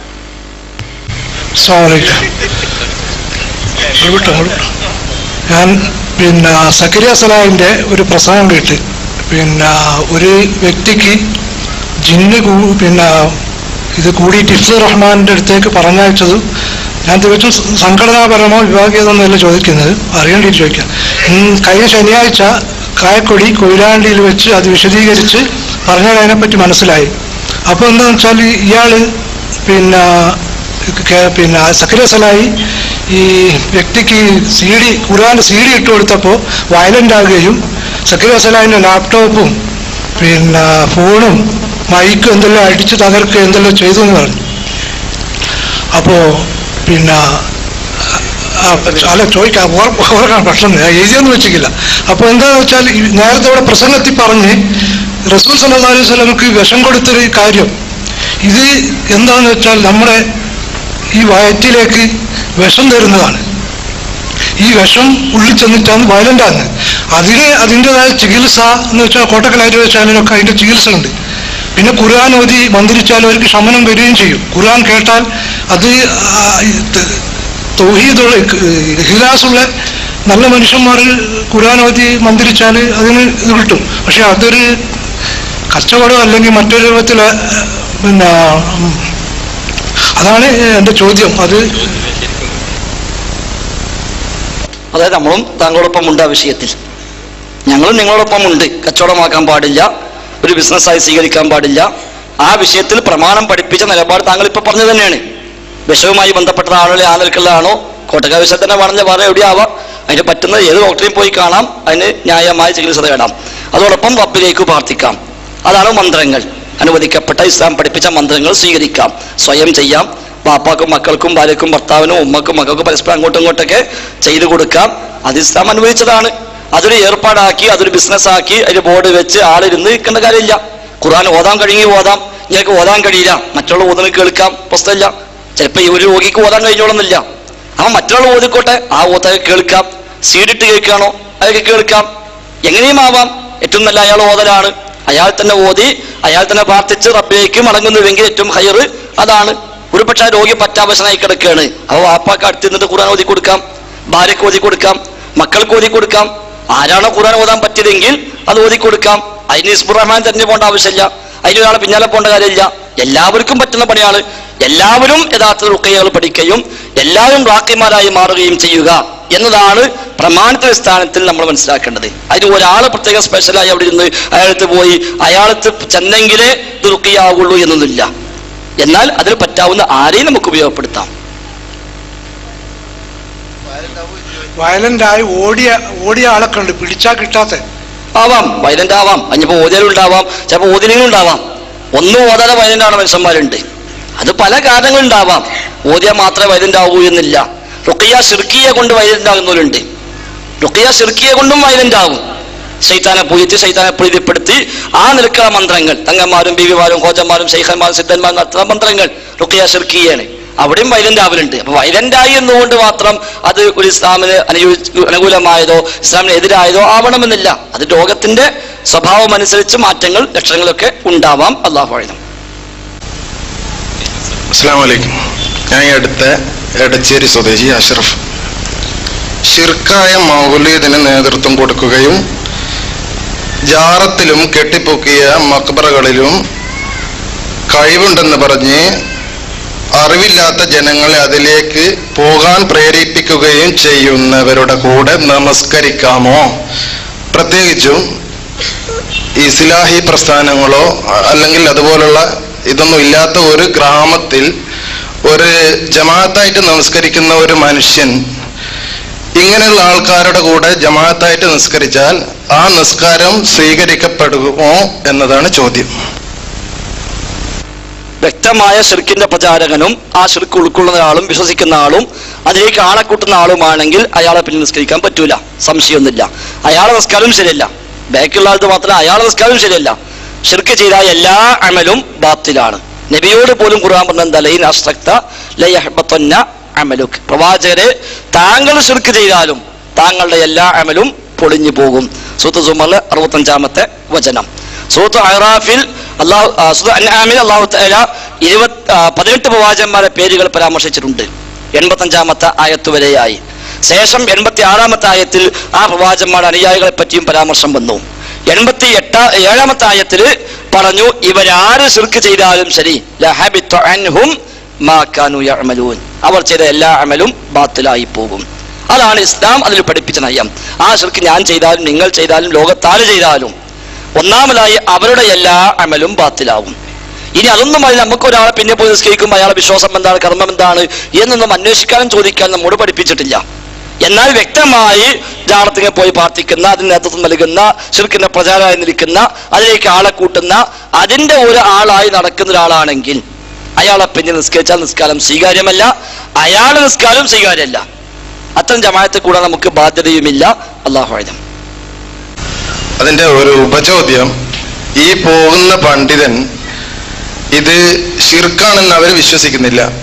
അവരെ മുൻകഴിഞ്ഞ തലമുറക്കാർ ഇത് ഷിർക്കാണെന്ന് വിശ്വസിച്ചിട്ടില്ല. അപ്പൊ ഇതും ഷിർക്കാവില്ല, ഷിർക്കല്ല എന്നുള്ള ഒരിതിൽ തന്നെ അവർ ഇത് ചെയ്യുന്നത്, മൗലൂദിന് പോകുന്നതും ജാറത്തിൽ പോകുന്നതും.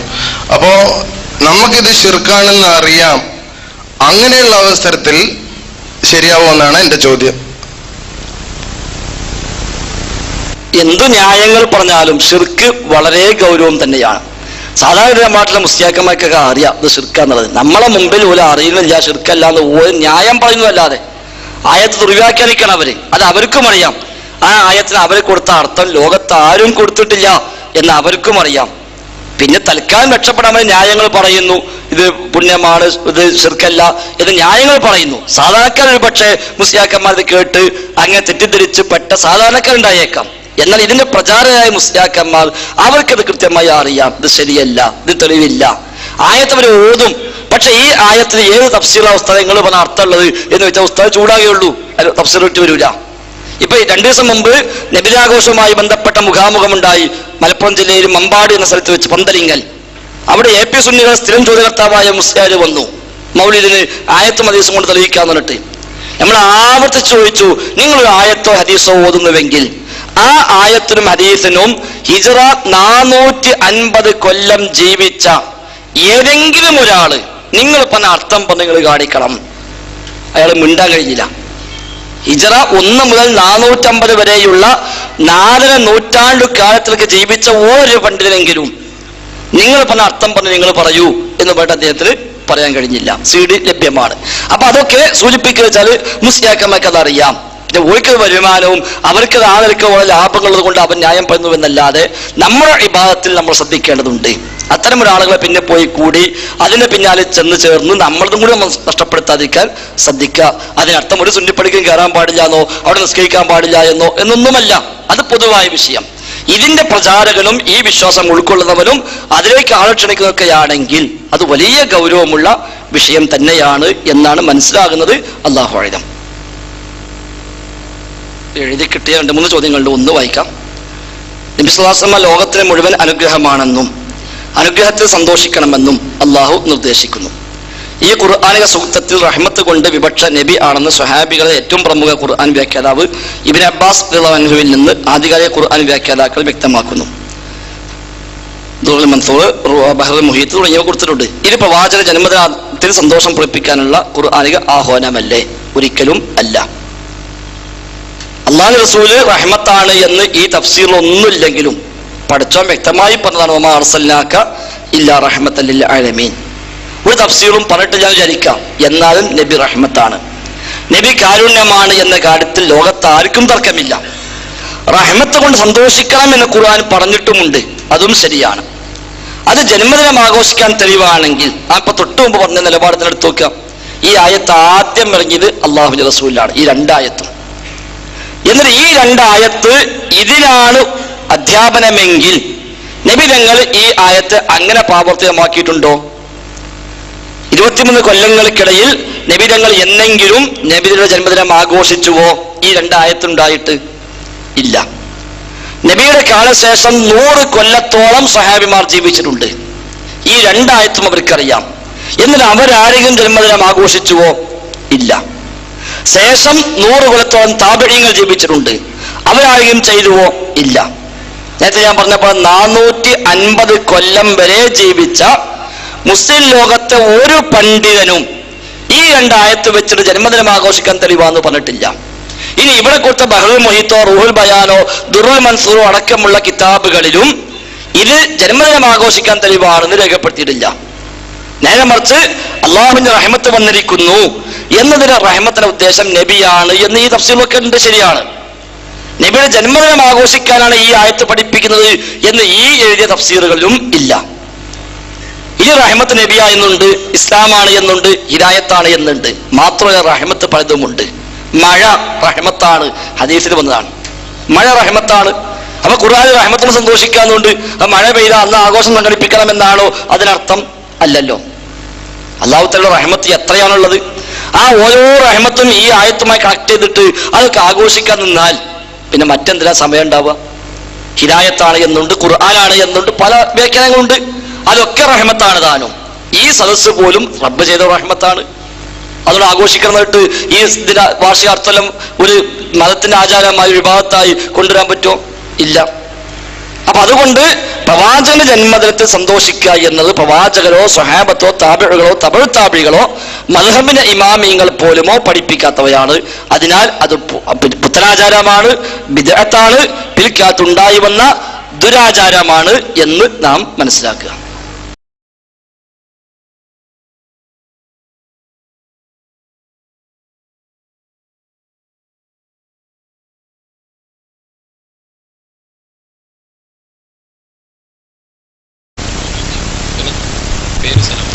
എൻ്റെ ലത്തീഫ് മുനാദാപരാണ്. പ്രാർത്ഥനയ്ക്ക് വസിയത്ത് ചെയ്യാൻ കൽപ്പിക്കപ്പെട്ടതായിട്ട് അറിയുന്നുണ്ട്. പക്ഷേ പ്രാർത്ഥനയ്ക്ക് വസിയത്ത് ചെയ്യുന്ന വ്യക്തികളിൽ പ്രത്യേക ചില കഴിവുകളോ അല്ലെങ്കിൽ നമ്മളെ നാട്ടിൽ കാണുന്നതാണ്, പ്രത്യേക ചില വ്യക്തികൾക്ക് പ്രത്യേക എന്തോ ഒരു മഹത്വം ഉണ്ടെന്ന് ധരിച്ചുകൊണ്ട് പ്രാർത്ഥനയ്ക്ക് വസിയത്ത് ചെയ്യിപ്പിക്കുന്നത് കാണുന്നുണ്ട്. അത് മറ്റ് കബറുകൾ പോയി ദ്വാരക്കുന്നത് പോലെ അവരിൽ ആശ്രയിക്കുന്നത് പോലെ ആവോ എന്നൊരു സംശയം. ദുആ ചെയ്യാനുള്ള വസിയ്യത്താണ് അദ്ദേഹം ചോദ്യമായി ഉന്നയിച്ചത്. വിശ്വാസികളെ പൊതുവായ സ്വഭാവമാണ് എല്ലാവർക്കും വേണ്ടിയും പ്രാർത്ഥിക്കുക എന്നത്. വിശ്വാസികളെ പറ്റി ഖുർആൻ പറഞ്ഞത് വല്ലദീന യഖൂലൂന റബ്ബന ഗ്ഫിർ ലനാ വലിഇഖ്വാനിന അല്ലദീന സബഖൂന ബിൽ ഈമാൻ. അല്ലാഹുവേ, ഞങ്ങൾക്ക് നീ പുറത്തുതാ, ഞങ്ങളുടെ മുമ്പ് കഴിഞ്ഞു പോയ വിശ്വാസികൾക്കും നീ പുറത്തു കൊടുക്കണേ എന്ന് പ്രാർത്ഥിക്കുന്നവരാണ് വിശ്വാസികൾ. ഭാര്യമാർക്ക് വേണ്ടി മക്കൾക്ക് വേണ്ടി പ്രാർത്ഥിക്കാൻ അള്ളാഹു നമ്മോട് പഠിപ്പിച്ചിട്ടുണ്ട്. അതുകൊണ്ട് വിശ്വാസികളെ പൊതു സ്വഭാവമാണ് എല്ലാ മുഅ്മിനീങ്ങൾക്ക് വേണ്ടിയും ദുആ ചെയ്യുക എന്നുള്ളത്. ഇനി ദുആ ചെയ്യാൻ വസിയത്തും ചെയ്യാം, തെറ്റില്ല. ഒരാളോട് എനിക്ക് വേണ്ടി പ്രാർത്ഥിക്കണം എന്ന് പറയാം, അത് ആരോടും ആവശ്യപ്പെടാം. അത് തെറ്റൊന്നുമല്ല, ശരി, പാടില്ലാത്ത കാര്യമല്ല. പ്രവാചക ഹദീസുകളിൽ ആ നിലക്കുള്ള അധ്യാപനങ്ങൾ സ്ഥിരപ്പെട്ടത് തന്നെ നമുക്ക് കാണാൻ കഴിയും. ഇനി അതിന് ഒരു പ്രത്യേകം ഒരാളെ തെരഞ്ഞെടുപ്പിടിച്ച് ഇന്ന കഴിവുള്ള ആളോട് പറയുക എന്ന ഒരു വകുപ്പ് നമുക്ക് ഇല്ല. എന്നാൽ തഖവയുള്ള, ഈമാനുള്ള, ഇഖ്ലാസുള്ള, സ്വാലിഹായവർക്ക് ജീവിക്കുന്ന ഏത് വിശ്വാസിയോടും നമുക്ക് പറയാം, നിങ്ങളുടെ ദുആയിൽ എന്നെ കൂടി ഉൾപ്പെടുത്തണം എന്ന് നമുക്ക് പറയാം. അല്ലാതെ ചില പ്രത്യേക വ്യക്തികൾ ഓലിങ്ങനെ ദോരക്കാനായിട്ട് നിൽക്കുക, അതിന് മറ്റോ പോയി വസിയത്ത് ചെയ്യുക, അതിന് പൈസയും വാങ്ങി വെക്കുക, ആ ഒരു ഏർപ്പാട് സമൂഹത്തിലുണ്ട്. അത് ശരിയല്ല. ഒരു പ്രത്യേക ഉസ്താദ് പ്രാർത്ഥിക്കണമെന്ന് പറയുമ്പോൾ വല്ലതും കൊടുത്തെങ്കിലേ അതുകൊണ്ട് ക്ലച്ച് പിടിക്കുള്ളൂ. ആ നിലക്കുള്ള ദുആ ഒരു ബിസിനസ് ആക്കുന്ന പരിപാടി ഏതായാലും അതിലില്ല. അതേസമയം നമുക്ക് വിശ്വാസമുള്ള അയാള് ദുആ ചെയ്യുന്ന മനുഷ്യനാണ്, നിസ്കരിക്കുന്ന ആളാണ്, തഖവയുള്ള മനുഷ്യനാണ്, സ്വാലിഹാണ്, മുഅ്മിനാണ്, ഈമാനുള്ള ആളാണ് എന്ന് നമുക്ക് വിശ്വാസമുള്ള ഏത് വിശ്വാസികളോടും പരസ്പരം എന്ത് ചെയ്യാം, ദുആ ചെയ്യാൻ വേണ്ടി നമുക്ക് പറയാം, ദുആ ചെയ്യുകയും ആവാം. ഇനി ഒരാളെയും ഒന്നിനും ആശ്രയിക്കാതിരിക്കുക എന്ന ഒരു വകുപ്പ് ചർച്ച ചെയ്യുന്നിടത്ത് ഇത് അതിന് വിരുദ്ധമാകുമോ എന്ന ചർച്ച പണ്ഡിത ലോകത്തുണ്ട്. ഉത്തരം ശ്രദ്ധിക്കും. അതായത് ഒന്നിനും ഒരാളെയും ആശ്രയിക്കാതിരിക്കുക എന്നൊരു വകുപ്പ് പണ്ട് ലോകത്ത് ചർച്ച ചെയ്യപ്പെട്ട വിഷയമാണ്. ഒന്നിനും ആശ്രയിക്കാതിരിക്കുക, ഒരു സംഗതിക്കും. റഹ്മാനായ റബ്ബിനോട് ദുആ ചെയ്യുന്നു, നമ്മുടെ കാര്യങ്ങൾ നമ്മൾ സ്വയം നിർവഹിക്കുന്നു. ഒരാളെയും ഒരു സംഗതിക്കും ഒരാളും ആശ്രയിക്കാതെ ജീവിക്കുന്നുവെങ്കിൽ അതൊരു പ്രശംസനീയമായൊരു കാര്യമാണ്. അതിന് കോട്ടമായി ഇത് ഭവിക്കുമോ എന്ന ചർച്ച ചില പണ്ഡിതന്മാരുടെ ഗ്രന്ഥങ്ങളിൽ വന്നിട്ടുണ്ട്. കാരണം അതൊരാൾ ആശ്രയിക്കലാണല്ലോ, ആ ആശ്രയം പോലും വേണ്ടെന്ന് വെക്കലല്ലേ നല്ലത് എന്നൊരു ചർച്ച ചില പണ്ഡിതന്മാരുടെ ഗ്രന്ഥങ്ങളൊക്കെ വന്നിട്ടുണ്ട്. പക്ഷെ അതങ്ങനെ നമ്മോട് മൊത്തത്തിൽ സ്വീകരിക്കാൻ വേണ്ടി പഠിപ്പിക്കപ്പെട്ടതോ അങ്ങനെ ഒരു അധ്യാപനം ആ രംഗത്ത് വന്നതോ ആയി ശ്രദ്ധയിൽ പെട്ടിട്ടില്ല. അല്ലാഹു അഅലം.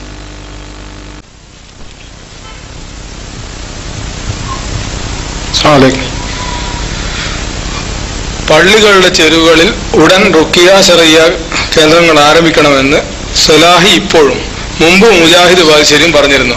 ഇതിന് ഉത്തമ സമുദായത്തിലുള്ള മാതൃക എവിടെ? റാക്കിമാരെ നിയമിച്ച ഖലീഫമാരോ ഉത്തമ നൂറ്റാണ്ടിൽപ്പെട്ട സമുദായങ്ങളോ ഉണ്ടോ? ഇതിന്റെ തെളിവുകൾ ഉദാഹരിക്കും. അങ്ങനെ മാതൃകയില്ല, അതുകൊണ്ട് അങ്ങനെ സ്ഥാപിക്കേണ്ടതുമില്ല. അങ്ങനെ ഖലീഫന്മാരാരും പ്രത്യേകമല്ല റാക്കിമാരായി നിശ്ചയിച്ചിട്ടുമില്ല. എന്നാൽ റാക്കിമാർ ആ കാലത്ത് ഉണ്ടായിട്ടുണ്ട്, മന്ത്രിക്കുന്നവർ അതൊന്നുണ്ടായിട്ടുണ്ട്. പക്ഷെ അവര് പ്രത്യേക ബോർഡ് വെച്ച് പിന്നെ സമയം നിശ്ചയിച്ച് ഇത്ര സമയത്തിന് വന്നാൽ ഇന്ന റുഖിയ കൊടുക്കും എന്ന് പറഞ്ഞ ഒരാളും അങ്ങനെ ഇരുന്ന ചരിത്രം ഇല്ല. അതുകൊണ്ട് അങ്ങനെ ഒരു കേന്ദ്രമോ അങ്ങനത്തെ ആസ്ഥാനമോ പള്ളിയുമായി ബന്ധപ്പെട്ടോ മറ്റോ ഉണ്ടാക്കാൻ നമുക്ക് പ്രേരിപ്പിക്കാനും ഒരു മാർഗവും ഇല്ല. അതിന്റെ മറവിൽ റുഖിയ ഇല്ല എന്നും റുഖിയ ശറിയ നിഷേധിക്കാനും പരിഹസിക്കാനും നമുക്കൊട്ട് പാടുമില്ല. രണ്ടും നമ്മൾ മനസ്സിലാക്കുന്നുണ്ട്. റുഖിയ ശറിയ ഇല്ല, അതിനെ പരിഹസിക്കുക, അതിനെ ആക്ഷേപിക്കുക, ജിന്നുബാധയെ നിഷേധിക്കുക, സിഹറുമായി ബന്ധപ്പെട്ട യാഥാർത്ഥ്യങ്ങൾ നിഷേധിക്കുക എന്നത് ഒരിക്കലും അംഗീകരിക്കാവതല്ല. അതാണ് ഒരു ഭാഗത്ത് നടന്നത്. കെ വി അബ്ദുൽ ലത്തീഫ് മൗലവി ഖുർആൻ ആയത്ത് കഷ്ണം വിട്ടിട്ട് പറഞ്ഞു സിഹറിന് യാഥാർത്ഥ്യമില്ല. വമാഹും ബിളാലിന ബിഹി മിൻ അഹദിൻ എന്ന് ഖുർആനിന്റെ നസ്സാണ് എന്ന് പറഞ്ഞിട്ട് ബാക്കി അദ്ദേഹം ബോധപൂർവമോ അല്ലാതെയോ വിട്ടുപോയിട്ടുണ്ട്. ഇല്ലാ ബിഇദ്നില്ലാ എന്നത് വിട്ടു. അതെന്തിനാണ്? ഈ യാഥാർത്ഥ്യം നിഷേധിക്കാനാണ്. നിഅമത്തുല്ലാ ഫാറൂഖിയുടെ പ്രസംഗം നമ്മളൊക്കെ കേട്ടതാണ്. ഈ വക വിഷയങ്ങളെ വളരെ പരിഹാസപൂർവ്വം അയാൾ കൈകാര്യം ചെയ്തതായിട്ട്. അതേപോലെ ഇന്നും ആ ഭാഗത്തുള്ള പല ആളുകളും ഈ വസ്തുതകളെയൊക്കെ തള്ളിക്കളയുന്നവരുണ്ട്. സിഹർ അംഗീകരിക്കാത്ത, കണ്ണീർ അംഗീകരിക്കാത്ത, ജിന്നുബാധ അംഗീകരിക്കാത്ത ഒരുപാട് മനുഷ്യന്മാർ KNM എന്ന മഹാപ്രസ്ഥാനത്തെ കൈയടക്കി വെച്ച ആളുകളിൽ ഇപ്പോഴുമുണ്ട്. തീർച്ചയാണ് അത് അംഗീകരിക്കാവതല്ല. എന്നാൽ മറുഭാഗത്ത് അത് അതിൽ കടന്ന് ഒരു തെറ്റായ വഴിയിലേക്ക്, ഒരു അന്ധവിശ്വാസത്തിന്റെ മാർഗത്തിലേക്ക് പോകുന്ന പ്രവണത എവിടെയെങ്കിലും വരുന്നുവെങ്കിൽ അതൊരിക്കലും ന്യായവും അല്ല. അതുകൊണ്ട് എല്ലാവരും റുഖിയ പഠിക്കണം, എല്ലാവരും റാഖിമാരായി മാറണം, എന്നിട്ട് എല്ലാവർക്കും അത് നിർവഹിക്കാൻ പറ്റണം. സ്വഹാബിമാരിൽ അങ്ങനത്തെ നിലപാടുകൾ ഉണ്ടായിട്ടുണ്ട്. അവരൊക്കെ മന്ത്രിക്കുന്നവർ തന്നെയായിരുന്നു. എന്നാൽ റാഖിമാരായ റുഖിയ പ്രത്യേകം പരിചയമുള്ള ആളുകൾ ഉണ്ടായിരുന്നു. നേരത്തെ പറഞ്ഞ സംഭവം തന്നെ നബിയോടൊന്ന് ചോദിച്ചു, അത് നബിയെ ഞങ്ങൾ ജാഹിലിയ്യ കാലത്ത് മന്ത്രിക്കുമായിരുന്നു, ആ മന്ത്രം ഞങ്ങൾക്ക് ഇന്ന് ഉപയോഗിക്കാമോ? നബി എന്താ പറഞ്ഞത്? നിങ്ങളുടെ മന്ത്രം എനിക്ക് കേൾപ്പിച്ചു തരൂ, ശിർക്കില്ലെങ്കിൽ തെറ്റില്ല. അപ്പൊ അവർ അന്ന് നിർവഹിച്ച ഒരു മന്ത്രം ചൊല്ലിക്കേൾപ്പിച്ചു കൊടുക്കുന്നു, നബി അംഗീകരിക്കുന്നു. അതേപോലെ തേള് കുത്തിയുള്ള സംഭവം ഇമാം ബുഖാരി രേഖപ്പെടുത്തിയിട്ടുണ്ട്. ഒരു ഗോത്രത്തലവനെ തേള് കുത്തുകയും ചികിത്സ ഫലപ്പെടാതെ വരികയും ചെയ്തപ്പോൾ അവിടെ എത്തിപ്പെട്ട സ്വഹാബിമാരിലേക്ക് അവർ അന്വേഷണ സംഘം വരുന്നു. എന്ന് ചോദിക്കും, നിങ്ങൾ റാഖിയുണ്ടോ എന്നാണ്. ഞങ്ങളെല്ലാവരും മന്ത്രിക്കുമല്ലോ എന്നവർക്ക് പറയാം. എന്നാൽ ഈ വിഷയത്തിൽ പ്രാവീണ്യമുള്ള ഒരാൾ പ്രത്യേകം കൊടുത്തിട്ടുണ്ട്. അയാളത് പറഞ്ഞു, അയാൾ ചെന്നു, ഫാത്തിഹ ഓതി മന്ത്രിച്ചു, ശിഫ കിട്ടി എന്ന് ഇമാം ബുഖാരി രേഖപ്പെടുത്തിയ ഹദീസിൽ വന്നിട്ടുണ്ട്. വിഷയം നബിയോടൊന്ന് പറഞ്ഞു, നബി തങ്ങൾ അത് അംഗീകരിക്കുകയും ചെയ്തു. എന്നാൽ അതിന്റെ പേര് പിറ്റേന്ന് മുതൽ അയാളെ വീട്ടിൽ മുമ്പിൽ ബോർഡ് വെച്ചിട്ട് ഇയാള് വലിയുല്ലാഹി എന്നും പറഞ്ഞ് റാഖി എന്നും ബോർഡും വെച്ചിട്ട് അവിടെ സമയം എഴുതി വെച്ച് ഒരു സംവിധാനം ഉണ്ടാക്കിയിട്ടില്ല. ലോകത്തറിയപ്പെട്ട പല പണ്ഡിതന്മാരുടെയും റുഖിയയ്ക്ക് വേണ്ടി പലരും സമീപിച്ചിട്ടുണ്ട്. ഷെയ്ഖ് ഇബ്നു ബാസിനെ റുഖിയയ്ക്ക് വേണ്ടി സമീപിച്ചിട്ടുണ്ട്. എന്നാൽ ഷെയ്ഖ് ഇബ്നു ബാസിന്റെ ക്ലാസുകൾ സൗദി അറേബ്യയിൽ എവിടെയൊക്കെ ഉണ്ട് ലിസ്റ്റ് കാണും. എന്നാൽ ഷെയ്ഖ് ഇബ്നു ബാസ് എന്നൊക്കെ എവിടെയൊക്കെ വെച്ച് റുഖിയ നടത്തും എന്ന് ചാർട്ട് അവർ പ്രസിദ്ധീകരിച്ചിട്ടില്ല. അദ്ദേഹം അതിനു വേണ്ടി അങ്ങനെ കച്ചകെട്ടി ഇരുന്നിട്ടുമില്ല. എന്നാൽ അത്തരം ആവശ്യമായി വരുന്ന ഒരാൾക്ക് അദ്ദേഹം മന്ത്രങ്ങൾ പഠിപ്പിച്ചു കൊടുക്കുന്നുണ്ട്, അദ്ദേഹം മന്ത്രിച്ചു കൊടുക്കാറുണ്ട്. അതിൽ അവരാരും അബദ്ധം കണ്ടിട്ടുമില്ല. അതുകൊണ്ട് അതാണ് മുസ്ലിം ലോകത്തെ ആവശ്യത്തുള്ള നിലപാട്. ഇമാം അഹമ്മദ് അദ്ദേഹം മന്ത്രിച്ചിട്ടുണ്ട്. എന്നാൽ ഇമാം അഹമ്മദ് ധാരാളം കിതാബ് എഴുതി, അതിന്റെ ക്ലാസിനെ പറ്റി പരാമർശങ്ങളുണ്ട്. എന്നാൽ അദ്ദേഹം റാഖിയായി പ്രത്യേകം സമയം മാറ്റി വെച്ച് ഇന്ന സമയത്ത് റുഖിയ നടത്തും, ഇന്ന സമയത്ത് ക്ലാസ് എടുക്കും, ഇന്ന സമയത്ത് ഫത്വ കൊടുക്കും എന്ന് പറഞ്ഞ് ആ നിലയ്ക്ക് ഒരു രംഗപ്രവേശം ചെയ്ത് നമുക്കിട്ട് കാണാനും സാധ്യമല്ല. അതുകൊണ്ട് അത്തരം കേന്ദ്രങ്ങളോ ആ വക രീതികളോ അതൊക്കെ ഇന്നല്ലെങ്കിൽ നാളെ അപകടത്തിലേക്ക് തന്നെയാണ് കൊണ്ടെത്തിക്കുക. അതൊരിക്കലും അംഗീകരിക്കാവതല്ല, അത് ന്യായവുമല്ല എന്ന് കൂടി നമ്മൾ മനസ്സിലാക്കുക. അസ്സലാമു അലൈക്കും. അപ്പോൾ 2-3 കാര്യങ്ങളിൽ ഈ മുഖാമുഖം കൊണ്ട് എനിക്ക് മനസ്സിലായത്, KNM എന്ന് പറയുന്ന സംഘടന ലെറ്റർപോഡും ഇത് കൈയടക്കിയോടുള്ള സങ്കടം ഒന്ന് ഇവിടെ തീർത്തു എന്നുള്ളത് സത്യം. മറ്റൊന്ന്, അതിൽ നിന്ന് ഇറങ്ങിപ്പോയ കുറേ ആളുകൾ നിങ്ങൾ പല വിഷയത്തിലും തള്ളി എന്നുള്ള ഒന്ന്. മുജാഹിദ് ബാലുശ്ശേരി പള്ളീൻ്റെ ചെരുവിൽ റാഖി നടത്താൻ വേണ്ടിയിട്ട് പള്ളി ചെരുവ് കെട്ടണമെന്ന് പറഞ്ഞ വിഷയം. 2 സക്കരിയ സലായി ആ വിഷയത്തിൽ നിങ്ങൾ എന്ത് ചെയ്ത് തള്ളി. 3 നിങ്ങളെ ക്ലാസ് റൂമിൽ ആളുകളെ തള്ളി. ഇങ്ങനെ ഒരുപാട് ആളുകൾ നിങ്ങൾ ഇപ്പൊ ഇവിടെ ഈ മുഖാമം കൊണ്ട് തള്ളി. അത് പറഞ്ഞിട്ട് പതിനുള്ള ചോദ്യം, സമാധാനത്തിൽ നല്ലാതൊക്കെ നിങ്ങളൊന്ന് കൊണ്ടുവന്നു, അത് ഇല്ല നമ്മൾ തള്ളി. ഇത് പണ്ട് നമ്മൾ പേരോട് കാട്ടി പണിയാ. ഏത് അത് സമ്മതിച്ചു ഉണ്ടെന്ന് പറഞ്ഞാൽ മൂപ്പർ തന്നെ. ഇല്ല നമ്മൾ പറയുമ്പോ സമ്മതിച്ചല്ലോ എന്ന് പറയുമ്പോൾ ക്ലാസ് റൂമിൽ പറഞ്ഞു, നിങ്ങൾ പറഞ്ഞു, വേറെ തെളിവ് കേൾപ്പിച്ചില്ലല്ലോ. തിരക്കിലെ ക്ലാസ് റൂമിൽ അങ്ങനെ പറയുന്നു എന്ന് കേൾപ്പിച്ചിട്ടാണെങ്കിൽ ഇപ്പൊ പറഞ്ഞ ന്യായമാണ്. അപ്പൊ ഇത് പറയാനാണ് വന്നതെങ്കിൽ ആദ്യം പറഞ്ഞാൽ മതിയായിരുന്നു, കുഴപ്പമൊന്നുമില്ല. അപ്പൊ നിങ്ങൾ ആദ്യം വാദം പറയാം. അപ്പൊ നമ്മളെന്താ ആ വാദം ഞങ്ങൾക്കില്ല, അപ്പൊ അതുങ്ങൾ സമ്മതിച്ചില്ല, അല്ലെന്നില്ല. അങ്ങനെ സമാധാനിക്കാൻ വേണ്ടിയാണെങ്കിൽ ഈ ബാക്കിയൊക്കെ അങ്ങനെ പറഞ്ഞോളി, കുഴപ്പമൊന്നുമില്ല. അപ്പൊ നിങ്ങൾ വാദം പറയാ, ഞങ്ങൾക്ക് ആ വാദമില്ലല്ലോ, അപ്പൊ നിങ്ങൾ സമ്മതിച്ചു. തിരക്കിൽ എളുപ്പമുണ്ട്. അപ്പൊ ഏതായിരുന്നാലും ലെറ്റർ ബോർഡും സീലും ആസ്ഥാനും എല്ലാ മുജാഹിദും വിയർപ്പിന്റെ ഒരു അംശം ഉള്ളിൽ തന്നെയാണ്. അത് ഏതായാലും ആളുകൾ തറവാട്ട് സ്വത്തൊന്നുമല്ല. അതുകൊണ്ട് അത് കൈയടക്കി വെച്ചിട്ട് അതിന് പഠിച്ചോൻ കൊടുക്കും നമുക്ക് ഉറപ്പാ. ഇത് 12,000 കൊടുത്ത് അവാർഡ് വാങ്ങിയമാര് വാങ്ങിക്കൊണ്ട സാധനമൊന്നുമല്ല. ഇത് എല്ലാ മുജാഹിദുകളും അധ്വാനിച്ചുണ്ടാക്കിയ വരുമാനത്തിന്റെ വിഹിതം കൊണ്ട് സ്ഥാപിക്കപ്പെട്ട മുജാഹിദ് സെന്റർ. ഒരു ദിവസത്തെ വരുമാനം കൊടുത്ത എത്രയോ മുജാഹിദുകൾ ഈ കൂട്ടത്തിലുണ്ടാവും ശ്രീ ടവർ സ്ഥാപിക്കാൻ വേണ്ടി. അതാണ് അവസാനം പ്രൈവറ്റ് ലിമിറ്റഡ് കമ്പനി ആക്കിയിട്ട് ഏതാനും ആളുകളുടെ പ്രൈവറ്റ് ഭൂമിയായിട്ട് മാറിയത്. സ്വാഭാവികമായിട്ടും അത് വേദന ഉണ്ടാവും. അതിനപ്പുറത്ത് അവിടെ കേട്ട് ഒന്നാകെ ഇറക്കി വിടാൻ ഈ കൂടെ മനുഷ്യന്മാർ വിദേശം നടക്കാത്തതുകൊണ്ടൊന്നല്ല, നമ്മൾ ആ ശൈലി സ്വീകരിക്കുന്നില്ല എന്നേ ഉള്ളൂ. അപ്പൊ അത് തീർച്ചയായും ഉണ്ടാകും, ഉറപ്പ് തന്നെയാണ്. അത് പഠിച്ചോ അർഹരായ ആൾക്ക് തിരിച്ചേൽപ്പിക്കുകയും ചെയ്യും എന്ന കാര്യത്തിൽ സംശയമൊന്നുമില്ല, അതുണ്ടാവും ഇൻഷാ അല്ലാഹ്. ഏതായിരുന്നാലും ആ ലെറ്റർ ബോർഡ് കൊണ്ട് നടന്നതിനേക്കാളേറെ ഇപ്പൊ ഒരു ലെറ്റർ ബോർഡ് ഇല്ലാതെ തന്നെ അതിനെ 10 മടങ്ങ് നടക്കുന്നുണ്ട് എന്നുള്ളത് അൽഹംദുലില്ലാഹ് വലിയ സമാധാനമാണ്. അതൊക്കെ പാത്തച്ചിട്ട് അവസാനം പ്രിന്റ് ചെയ്യാൻ പൈസ പോകുക എന്നല്ലാതെ ഉപയോഗിക്കാൻ സ്ഥലം വേണ്ടേ? ആ ലെറ്റർ ബോർഡും ആസ്ഥാനം ഉണ്ടായിട്ട് എന്താ കാര്യം? പണ്ട് പറപ്പൂര് പറഞ്ഞു, മുജാഹിദ് പ്രസ്ഥാനം സ്ഥാപിച്ച ലക്ഷ്യം എന്താ? ദഅവത്തും ദീനും പ്രചരിപ്പിക്കുക. അത് ഞങ്ങൾ നടത്തുന്നുണ്ട്. പിന്നെ അവിടെ സീഡവന്റെ വാടക വാങ്ങലും അവിടെ പെയിന്റ് അടിക്കലും അവിടെ പിന്നെ അത് കൈകാര്യം ചെയ്യലും അത് കുറച്ചാളെ ഏൽപ്പിച്ച് ഓലായിട്ട് പോകുന്നുണ്ട് എന്ന് പറപ്പൂരൊക്കെ പ്രസംഗത്തെ പറഞ്ഞാണ് ഇപ്പോ ഓർമ്മ വരുന്നത്. അപ്പൊ ആവക ശൈലിയൊക്കെ തൽക്കാലം മാറ്റിച്ചാളി. ഏതായിരുന്നാലും ആ പക്ഷപാതിത്വങ്ങൾക്കപ്പുറത്ത് ഇതില് പറഞ്ഞ വസ്തുതകളെ ഉൾക്കൊള്ളാനാണ് നാം തയ്യാറാവേണ്ടത്. ഈ കാലം അത്രയും ടി.പി. അബ്ദുൽ ഖാദിർ അടക്കമുള്ള ആളുകൾ പറഞ്ഞ് പ്രചരിപ്പിച്ചെന്താ, ജിന്നിനെ വിളിച്ച് പ്രാർത്ഥിക്കാമോ ഇല്ലേ എന്ന ഒരു ചർച്ച നമുക്കിടയിൽ വന്നു എന്ന് പ്രസംഗിച്ചാളാ ടി.പി. അതെവിടെ പോയി? ഇപ്പൊ അതൊന്നും ഇല്ല, ഇവർക്ക് അങ്ങനത്തെ ഇപ്പാവില്ല, പറ്റി വെറുതെ എടുത്തിന് ബോംബിട്ടതാണ്, ഒരു വെടിപൊട്ടിച്ചതാണ് എന്ന് നാട്ടിലേക്ക് മനസ്സിലായപ്പോ അപ്പൊ നിങ്ങൾ സമ്മതിച്ചില്ലേ എന്ന് പറഞ്ഞ അങ്ങനെ സമാധാനിക്കാനാണ് ശ്രമമെങ്കിൽ നിങ്ങൾക്ക് ആ വഴിക്ക് മുമ്പോട്ട് പോകാം എന്ന് നമുക്കതിൽ സൂചിപ്പിക്കണം. മുജാഹിദുകൾ തങ്ങളുടെ ദൗത്യവുമായി ദഅവത്തും അതേപോലെ ദീന് പഠിപ്പിക്കലും സമൂഹത്തെ ഉത്ബോധിപ്പിക്കലും എല്ലാമായി ദഅവ രംഗത്ത് ഇന്ന് മുജാഹിദ് പ്രസ്ഥാനം സജീവമാണ്, വളരെ സജീവമായി. ധാരാളമായ വേദികൾ, ധാരാളമായ പ്രോഗ്രാമുകളിൽ ദഅവ രംഗത്ത്, പ്രബോധന രംഗത്ത് അതിശക്തമായി ഓരോ മുജാഹിദ് പ്രവർത്തകരും ഇന്ന് നിലകൊള്ളുന്നുണ്ട്. ഇവിടെ ഹുസൈൻ സലഫി വരാൻ പോകുന്നത് ഇൻഷാ അല്ലാഹ്. അവർക്കൊക്കെ ഇനി വേറെ വേദി നോക്കാം, ഇനി നിങ്ങൾക്ക് സമൂഹത്തിന് ആവശ്യമില്ല എന്ന് പറഞ്ഞ മനുഷ്യന്മാരെപ്പോ കാണില്ല. ഹുസൈൻ സലഫിക്ക് ഇപ്പോൾ ഡേറ്റ് ഇട്ടില്ലെങ്കിൽ കൊല്ലങ്ങൾ നമ്മൾ വെയിറ്റ് ചെയ്യുന്ന അവസ്ഥയ്ക്ക് എത്തി. ഒന്നല്ലാതെ ഞങ്ങൾ പോലും ഒരു ദിവസം ഒഴിവില്ലാതെ പ്രസംഗിക്കുന്നിടത്തേക്ക് കാര്യങ്ങൾ എത്തി, അൽഹംദുലില്ലാഹ്. അപ്പൊ അതുകൊണ്ട് ലെറ്റർ ബോർഡും സീലും ആസ്ഥാനവും അഡ്രസ്സും ഒന്നല്ല പ്രധാനം. ആദർശ രംഗത്തെ ലെറ്റർ ബോർഡും ആദർശ രംഗത്തെ സംഘടനാ സംവിധാനവും ആദർശ രംഗത്തെ ആസ്ഥാനവും ആദർശ രംഗത്തെ സീലും അതാണ് പ്രധാനം. അത് നമ്മൾ നേരത്തെ പറഞ്ഞ പോലെ അന്നും ഇന്നും എന്നും മുജാഹിദ് നിലപാട് ഇതാണ്. ഈ ലെറ്റർ ബോർഡ് ഞങ്ങൾക്കുണ്ട്, ഈ സീൽ ഞങ്ങൾക്കുണ്ട്, ഈ ആസ്ഥാനം ഞങ്ങൾക്കുണ്ട്, ഈ വിചിന്തനം ഞങ്ങളുടെ കൂടെയുണ്ട്. ഇതെന്ന് മാറ്റിക്കൊണ്ടുപോയിട്ട് ചില ആളുകൾ സ്വത്തുക്കൾ ഉപയോഗിച്ചിട്ടുണ്ടെങ്കിൽ അത് അവരും പഠിച്ചനുമാകട്ടെ എന്ന് മാത്രമേ ഞങ്ങൾക്ക് ആ വിഷയത്തിൽ പറയാനുള്ളൂ. ഇനി ബാക്കി വെച്ചോളി. ആ ആമുഖം പറഞ്ഞതുകൊണ്ടത് പറയേണ്ടത്, നേരെ ചോദിക്കേണ്ട പ്രശ്നമൊന്നുമില്ലായിരുന്നു. ചോദിച്ചോളി. അല്ലല്ല, അങ്ങനെ വിടാൻ പറ്റൂലല്ലോ. കാരണം അതൊക്കെ കുറച്ചൊക്കെ നമുക്കും തിരിയല്ലോ, ലേശമൊക്കെ ഞങ്ങൾക്കും അറിയാം. നിങ്ങൾ അത്ര ബുദ്ധിയും അത്ര തന്ത്രങ്ങളൊന്നും ഇല്ലെങ്കിലും കുറച്ചൊക്കെ നമുക്കും അറിയാം. അതുകൊണ്ടാണ് ഇടപെടേണ്ടി വന്നത്. ശരി, ഓക്കെ, ശരി, ഓക്കെ. വിവാഹവുമായിട്ട് ബന്ധപ്പെട്ട ഒരു സംശയം ചോദിക്കാനാണ്.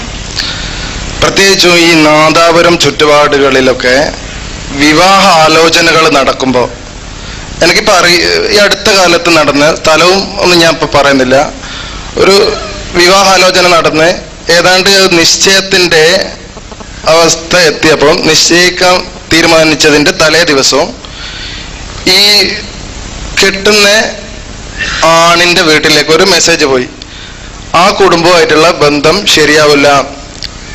അങ്ങനെ അവര് ഈ മഹലിലെ കാളിന്റെ അടുത്തെത്തി ഈ കുടുംബത്തെ കുറിച്ച് അന്വേഷിക്കാൻ. അപ്പൊ കാളിയും പറഞ്ഞു അവരുമായിട്ടുള്ള ഈ ബന്ധം നിങ്ങൾക്ക് ശരിയാവില്ല. കാരണം പറഞ്ഞത് ഈ കുട്ടിയുടെ 2 തലമുറ മുമ്പ് അവര് മുടിവെട്ടുന്ന ജോലി ഉണ്ടായിരുന്നു, അവര് ഒസാൻ കുടുംബത്തിൽപ്പെട്ടതാണ് എന്നാണ് പറഞ്ഞത്. അപ്പൊ അതറിയാൻ വേണ്ടി ഞാൻ എൻ്റെ നാട്ടിലെ ഖത്തീബിനോട് ഈ കാര്യം ചോദിച്ചപ്പോൾ പറഞ്ഞത് നജസുമായിട്ട് ബന്ധപ്പെട്ട ആൾക്കാർ തമ്മിലുള്ള വിവാഹം പാടില്ല. അത് എന്നിട്ട് ഇസ്ലാമിക വിധി എന്താണ്? സമൂഹത്തിൽ വ്യാപകമായിട്ടുള്ള ഒരു ധാരണയിൽ നിന്നാണ് ഈ ചോദ്യം ഉണ്ടാകുന്നത്. നമ്മൾ വിഷയവുമായി നയിക്കുന്നതിന് ബന്ധമുള്ളതല്ലെങ്കിലും വന്ന സ്ഥിതിക്ക് വിശദീകരിക്കുകയാണ്. ഇസ്ലാമിൽ അങ്ങനെ ഉച്ചനീചത്വങ്ങളില്ല. ഇന്ന കുടുംബം, ഇന്ന തറവാട്, ഇന്ന ജോലി, അത് അവരായിട്ടൊന്നും ബന്ധം പാടില്ല, അവര് മോശക്കാരാണ്, താഴ്ന്ന ജാതിക്കാരാണ് എന്ന ജാതി സമ്പ്രദായം ഇസ്ലാമിൽ ഇല്ല. ഷഹാദത്തിലും ഉച്ചരിച്ച് ഇസ്ലാം സ്വീകരിച്ചു വരുന്ന എല്ലാവരും റഹ്മാനായ റബ്ബിന്റെ മുമ്പിൽ അവർക്ക് ഉച്ചനീചത്വം ഉണ്ടാകുന്നത് തഖ്വയുടെ ഏറ്റക്കുറച്ചിൽ അടിസ്ഥാനമാക്കി മാത്രമാണ്. ഇന്ന അക്രമക്കും ഇൻദല്ലാഹി അത്ഖാക്കും, റബ്ബിനടുക്കൽ ഏറ്റവും നിങ്ങൾ മാന്യൻ ഏറ്റവും തഖ്വയുള്ളവരാണ്. അയാൾ ജോലി എന്താവട്ടെ. പിന്നെ ഹറാമായ സമ്പാദ്യമുള്ള ഒരാളാണെങ്കിൽ അതേപോലെ ഹറാമായ ജോലി ചെയ്യുന്ന ഒരാളാണെങ്കിൽ, ഹറാമായ പശ്ചാത്തലമുള്ള ഒരാളാണെങ്കിൽ അത് അതിന്റെ പേരിലാണ്. അയാളുടെ ഒരു കുടുംബവും ജാതിയും അതായിപ്പോയി എന്നുകൊണ്ടല്ല. ഒരാൾ ബാർബർ കുടുംബത്തിൽ ജനിച്ചുകൊണ്ട് അയാൾ മോശക്കാരനാണ് എന്നോ, അയാളെ മുമ്പ് പോയി മുടിട്ട ഇരിക്കുന്ന ആള് ഉയർന്ന ജാതിക്കാരനാണ് എന്നോ അതൊന്നും ഇല്ല. എന്നാൽ ബാർബറുടെ ജോലികളുമായി ബന്ധപ്പെട്ട ചർച്ചകൾ എല്ലാ കാലത്തും പണ്ഡിതന്മാരുടെ കിതാബിൽ ഉണ്ടായിട്ടുണ്ട്. അത് ഇന്ന് മാത്രമല്ല. അതിന് കാരണം അവർ താടി പഠിച്ചു കൊടുക്കലുണ്ട്. താടി പഠിക്കൽ ഇസ്ലാമിൽ ഹറാമാണ്. അതിന് ഹറാമായ പണി ചെയ്ത് നേടുന്ന ഈ സമ്പാദ്യം, അതിനെക്കുറിച്ച് ചർച്ച പണ്ഡിത ലോകത്തുണ്ടായിട്ടുണ്ട്. അത് ഓലെ കുറിച്ച് മാത്രമല്ല, ഇനി ബാർബർ ആവട്ടെ അല്ലാതെ നിൽക്കട്ടെ, ഹറാമായ സമ്പാദ്യങ്ങൾ, ഒരാളുടെ സമ്പത്ത് ഹലാലിനേക്കാൾ കൂടുതൽ ഹറാമാണെങ്കിൽ നമ്മൾ അയാളുടെ ആ നിലക്കുള്ള സമീപനം ആവശ്യമുണ്ട്. അപ്പൊ സദ്യകളിൽ ഒക്കെ ചർച്ച ഉണ്ട്. സലഹി മുസ്ലിമിൽ ആ ചർച്ച കാണാൻ കഴിയും. സദ്യകളുമായി ബന്ധപ്പെട്ട് ഒരാൾ നമ്മളെ ഒരു പാർട്ടിക്ക് ക്ഷണിച്ചു, അയാളുടെ വരുമാന മാർഗങ്ങൾ മഹാഭൂരിപക്ഷം ഹറാമാണ് എങ്കിൽ ആ പാർട്ടിയിൽ നമ്മൾ പങ്കെടുക്കാൻ പാടില്ല. അയാളുടെ ഹറാമും ഹലാലുമുണ്ട്, ഈ പാർട്ടി ഹലാലായ സമ്പാദത്തിലൂടെ മാത്രമാണ് എന്ന് ബോധ്യമായാൽ പങ്കെടുക്കുന്നതും, ഇത് ഹറാമായ വഴിയിലുണ്ടായ പാർട്ടിയാണ് എന്ന് ബോധ്യപ്പെട്ട പങ്കെടുക്കുന്നതും രണ്ടും ഒരുപോലെയല്ല. ആ നിലക്കുള്ള ഒരു ചർച്ച പണ്ഡിതന്മാരുടെ ഗ്രന്ഥങ്ങളിൽ മുമ്പും ഇപ്പോഴും കാണാൻ പറ്റും. ഷെയ്ഖ് ഇബ്നു ബാസ് അടക്കമുള്ളവർ ഈ വിഷയത്തിൽ ചർച്ചകൾ നടത്തിയിട്ടുണ്ട്. അപ്പൊ അവിടെ ഇതാണ് ഒരു കാലം ഒരു പറഞ്ഞത്, താടി പഠിക്കൽ ഹറാം, ആ ഹറാമ് ചെയ്ത് കിട്ടുന്ന സമ്പാദ്യം, ആ നിലക്കുള്ള രീതികൾ, അതിനെപ്പറ്റി പണ്ഡിതന്മാർ ചർച്ച ചെയ്തിട്ടുണ്ട്. എന്നല്ലാതെ ബാർബർ കുടുംബത്തിൽ ജനിച്ചു എന്നുകൊണ്ട് അയാൾ മോശക്കാരനോ താനോ ജാതിക്കാരനോ, അല്ലെങ്കിൽ നമ്മുടെ നാട്ടിൽ നമ്മൾ വലിയ തറവാട്ടിലേക്ക് കാണുന്ന ഒരാളായതുകൊണ്ട് അയാൾ ഉഷാറൊന്നുമില്ല, ആ തറവാട് ഇവിടെ ഉണ്ടാവുള്ളൂ. ഇപ്പൊ നാദാപുരത്ത് അറിയപ്പെട്ട തറവാട്ടുകാരുണ്ടെങ്കിൽ അയാളെ തറവാടും ആ വീട്ടുപേരും ഞങ്ങളുടെ നാട്ടിലൊന്ന് പറഞ്ഞിട്ടുണ്ടെങ്കിൽ ഓൽക്കാർക്കോ പരിചയം കൂടി ഉണ്ടാവില്ല. അവിടെ വലിയ തറവാട്ടുകാരെ പറ്റി ഇവിടെ പറഞ്ഞാലോ ആൾക്കാർ, അതൊക്കെ നമ്മളുണ്ടാക്കിയ ചില സംവിധാനങ്ങൾ എന്നതിനപ്പുറത്ത് വേറെ പ്രത്യേകിച്ചൊന്നുമില്ല. അതിന്റെ പേരിൽ, കുടുംബത്തിന്റെ പേരിലോ ജാതിയുടെ പേരിലോ ഉച്ചനീചത്വങ്ങൾ ഇസ്ലാമിൽ ഇല്ല. എന്നാൽ ഒരാളുടെ സമ്പാദ്യം, അയാളുടെ വഴികളും അയാൾ ഇടപെടുന്ന മാർഗങ്ങളും അയാളുടെ ജോലികളും ഒക്കെ അടിസ്ഥാനമാക്കി മതപരമായ അയാൾക്ക് ചില വിഷയങ്ങളിൽ നമുക്ക് തീരുമാനം പറയേണ്ടി വന്നേക്കാം.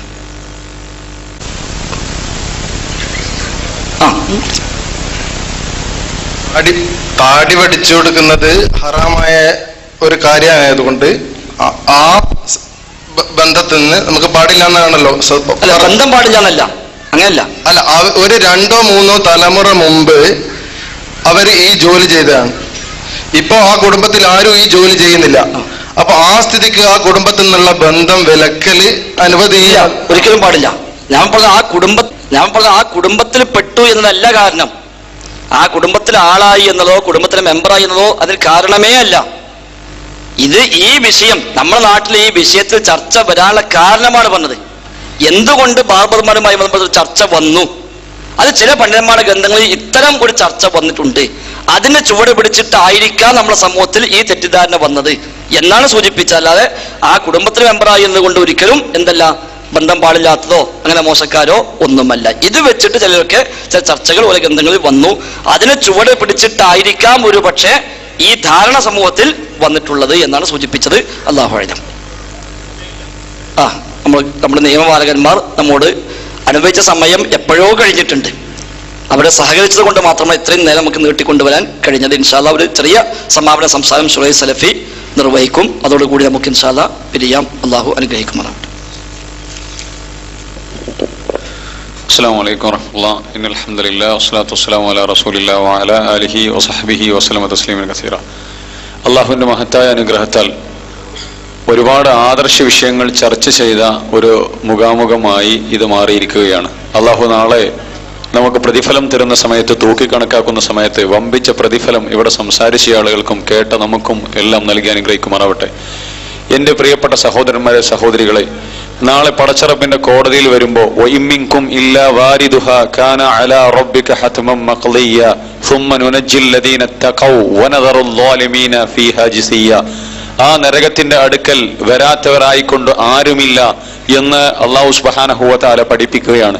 പിന്നെ തഖ്വയുള്ളവരെ, പടച്ചറബിന്റെ ദീനനുസരിച്ച് ജീവിച്ച, അള്ളാഹുവിന്റെ നിയമനിർദ്ദേശങ്ങൾ കേട്ട് അഖീദ ശരിയാക്കി, വിശ്വാസം ശരിയാക്കി, ആചാരങ്ങൾ ശരിയാക്കി, പടച്ചറബ് സുബ്ഹാനഹു വ തആലയുടെയും റസൂലുള്ളാഹിയുടെയും നിയമനിർദ്ദേശങ്ങൾ പാലിച്ച ആളുകൾ സ്വർഗത്തിലെത്തുന്നു എന്ന് നബി കരീം സല്ലല്ലാഹു അലൈഹി വസല്ലം വിശുദ്ധ ഖുർആന്റെ ആയത്തുകൾ ഓതി പഠിപ്പിച്ചിട്ടുണ്ടെങ്കിൽ ആ ഒരു ലോകത്തിന് വേണ്ടിയാണ് ഇവിടെ സംസാരിച്ചത്.